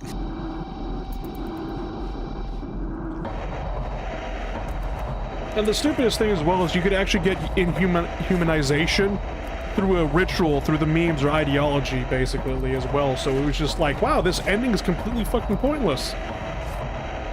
I could have just done that the easy way. So do most people just turn that off? A lot of people just did, yeah. In fact, I have it off right now. Because I didn't feel like dealing with it, basically, because it's just like another thing with Anomaly, or like one of the things that I have to deal with is like if you ever look up like the Soviet Elves series that I did or whatever, it was just like, oh yes, sight stealers spotted, and I'm like, oh, it's gonna be like, you know, 1, maybe 5, you know, a handful, at least a dozen sight stealers, and then 108 of them are trying to break down my fucking door. That doesn't seem quite fair. Honestly, it's par for the course for Randy. I mean, the way the things sound, I don't think that was even a Randy thing. Wrong. It kind of sounds like that was just the game being a dick. Yeah. That's Randy's entire purpose. I should honestly just download all the streams that I did and just make like a Soviet Elves RimWorld movie out of it. A supercut. Yeah, supercut. With or without patriotic Soviet music. I'm probably gonna have to leave that out. Because somehow, some way, back when I was doing like a World in Conflict series before I gave up on that, I somehow got copyright claimed. By the Soviet government? No, by the Deutsche Democratic Republic. That's On behalf of the Red Army Choir. Oh. Oh wait, you're serious? Yes! Because like one of the songs, I can't remember what it was. Basically, is like you literally have one of the Red Army Choir songs playing in a cutscene, and that got copyright claimed by them. I was just gonna say every ideology ritual just had From Russia with Love play. Oh, and it was just like, huh? That is fascinating. I wonder if that would... I wonder if he would still get copyrighted by that company. Or if they're, like, banned from submitting claims. Don't know.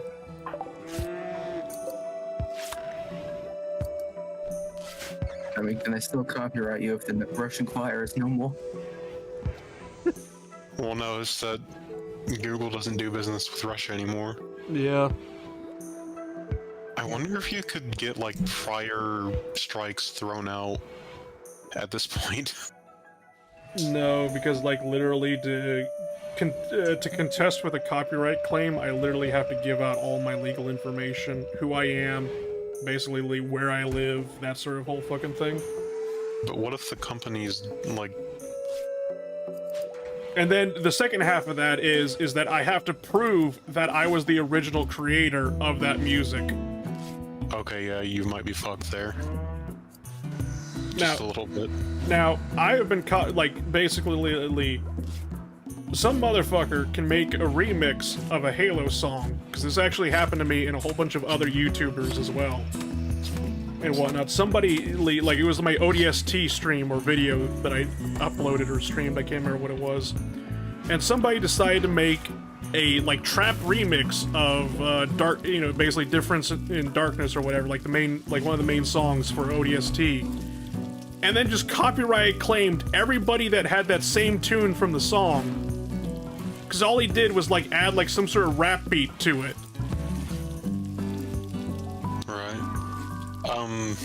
And it was quite hilarious when even Bungie was just like, alright, who is this motherfucker? Did he copyright Bungie? Yeah! Oh, that's playing with fire. Yeah. That sounds like they might have just had a bot setting up the claims, too. I think so, yeah. Alright, so you ever see one of those YouTube videos where it's just like, it's like a song, but it says, you know, this, and then, like, hyphen topic? That's there, basically, because that whole topic section or channel is there for YouTube music. Yeah. And so, basically, it's just like, this is the owner of this song or whatever, basically, so yeah, it's just like, it's a bot that fucking does it. You know Eckhart's Ladder, assume?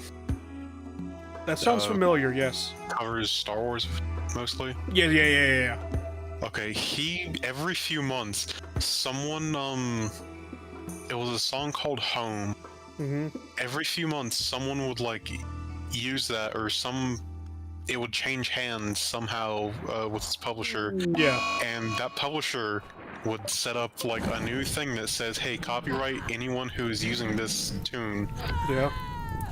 Every one of his videos has that as the intro and outro. So every few months, even though he had a written license from the creator of the song, he would just get his entire backlog copyright struck. Nice. Doesn't Franz Revenge also use that as the main menu song? Does it? Home by Resonance? I don't think so, no. Oh shit, Manhunter pack. What the fuck? That's a lot of rabbits. And then 19 Pippas invaded. Yeah, it still reminds me of the moon rat. Oh my god! It really is Pippa. Oh, that You was survived this. God, I hope so. Quick, stand in the water. Maybe they won't be able to jump around. Can you firewall in the water? Yeah. Or will it slow them down? That was horrifying. It's like Monty Python. And then the Holy Grail. But the Moon Rabbit race, the bandit faction there's actually one that's named after Pippa. Of course. Isn't it also like, well, yeah. So I was about to say, isn't that also like all in Korean? And I'm like, surprisingly enough, Pippa has Korean fans. So I'm like, yeah, that checks out. What's also fun, it's the bandits. Okay, to be fair enough, basically, if I had to put Pippa in RimWorld, she also would be a goddamn bandit. Is she a klepto? Don't know, but I think on that note, after being attacked, it was RimWorld is a scary place. pretty much. Man, I wish I'd get manhunting rabbits. Why? It'd be a change from just watching the Raiders get eaten by 11 T-Rexes. Why are you playing with dinosaur mods? Because I wanted Jurassic Park. I wasn't expecting 11 T-Rexes. Terminate Park. Is it safe? Where is he? And I visit. Where is Steve? Oh wait, this guy's still alive.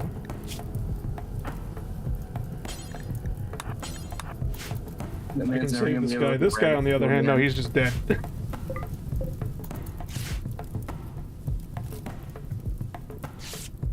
Are you doing chest compressions or something? Bandaging all of his wounds.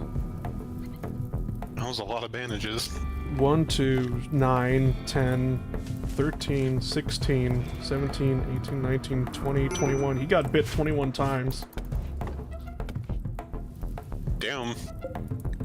This guy basically, okay, well, 1, 2, 3, 4, 9, 14, 15, 16, 17, 18, 19, 23, 24, 25, 26, 27, 32, 33, 34, 35. He had dementia and cataracts in both eyes, though. It was fine. He was better off dead. And a go juice dependency. I think that's because he was a hussar. Wait, Go Juice, is that like Go Pills? Yeah. They're just in the US Air Force. Cause Go Pills are the like cocaine pills that they issue to multi-crew crews. Nice. So I just want everyone here listening to this to know there are times where the people who are operating B-2 stealth bombers are indeed on very small amounts of cocaine in flight. How long will the stream last? I don't know. I was actually planning on ending this a lot sooner, but I texted somebody and they didn't get back to me.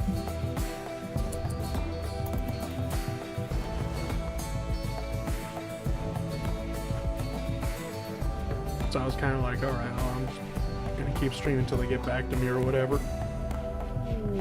Or are we shooting for insubordination? Huh? Or are we shooting for insubordination? Also, who's the major break risk? Well, it just went away now. Oh. I Probably- guess they had a nice talk. This little shit is the one with like the lowest alcohol withdrawal. You're not a lush, are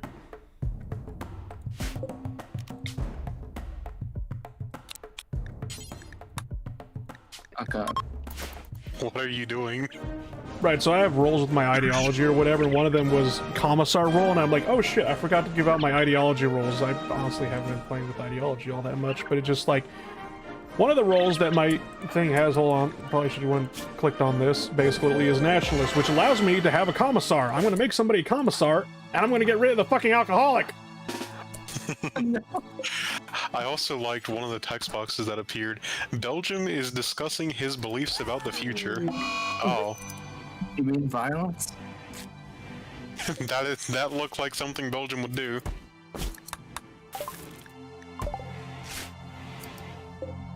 Right there.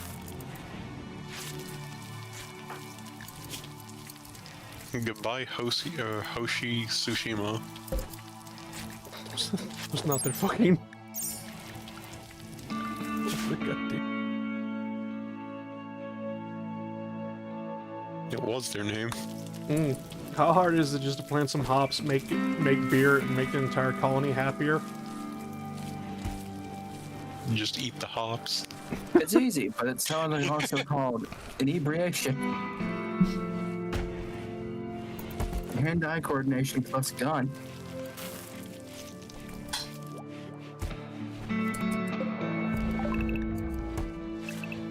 You know, you bring up a good point. We'll start growing hops now. Oh dear. After he's dead. In his memory. Long live his name. The Hoshi. Who the fuck was he again? Tsushima Brewery. Tsushima Brewery. Oh no.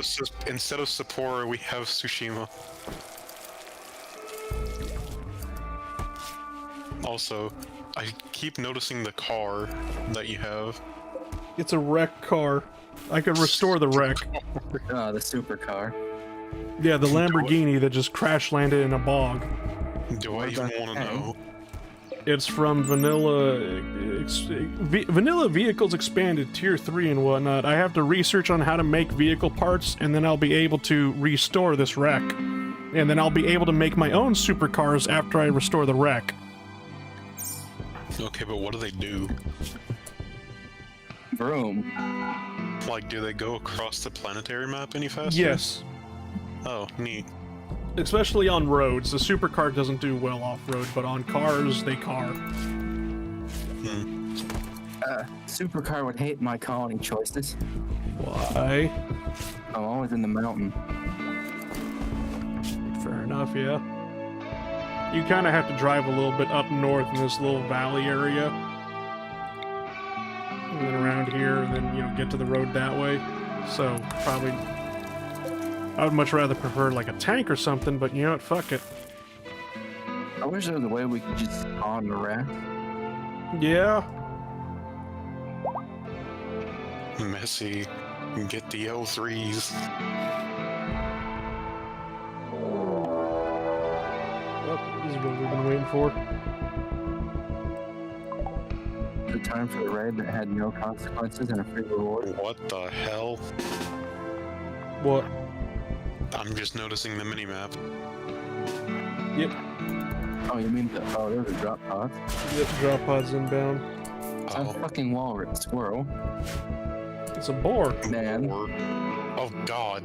What are those tails?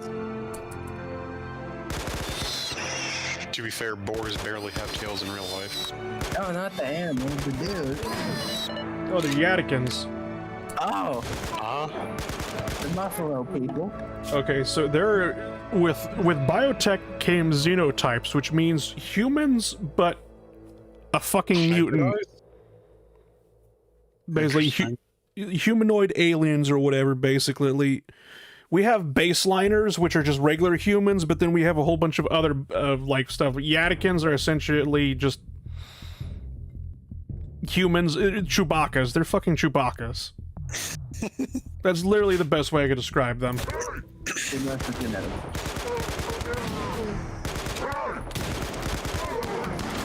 They definitely sound like Wookiees. And now suddenly they're silent. Oh, there's more.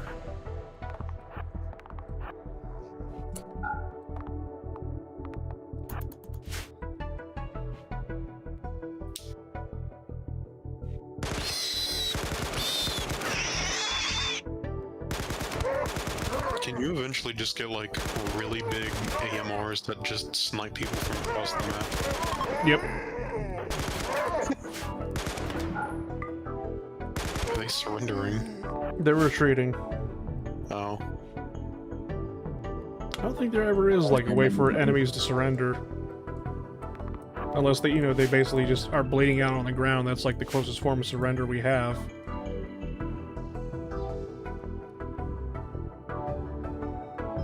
Then it's not so much surrender so much as they're being dragged into the prison screaming. Yeah, they're a hostage at that point. You're my new friend. What happens if you heal like an enemy and like just don't try to recruit them, but you just heal them? With an entire fucking town. And just release them? You actually get relationship points back, or they'll start to like you more, and if you do it enough times, they'll basically be like, you're not a bad person. Unless they're pirates, then pirates don't give a fuck. Okay, so it's like Anno. Yeah. It's possible to come to peace with some pirates in Anno. I think. It's more of a truce rather than a peace. All I know is there's an achievement somewhere in 1800 that you can be at peace with literally everyone. Yeah. I mean, I've seen someone do it. It looks really annoying to do because you have to like keep.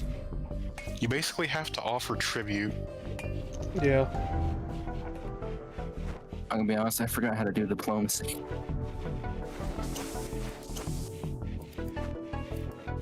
And that's when you get the battle cruisers and just tell them to go away. We have frigates and not enough money to support a frigate. Oh. It's almost 9 o'clock, so I think we can call the stream here. Yeah, I was about to say it's close to midnight where I am, so I think I'm gonna head off. What time do you want to do buckshot roulette tomorrow? I'm thinking usual time. Alright. Now here's a real question. Kershey's gonna be, live streaming the whole end of the world. I was kind of wondering, should I just put like a little TV box in the corner and have that playing? I have no idea. I don't have a second monitor, so I wouldn't be able to see it anyways. Mm.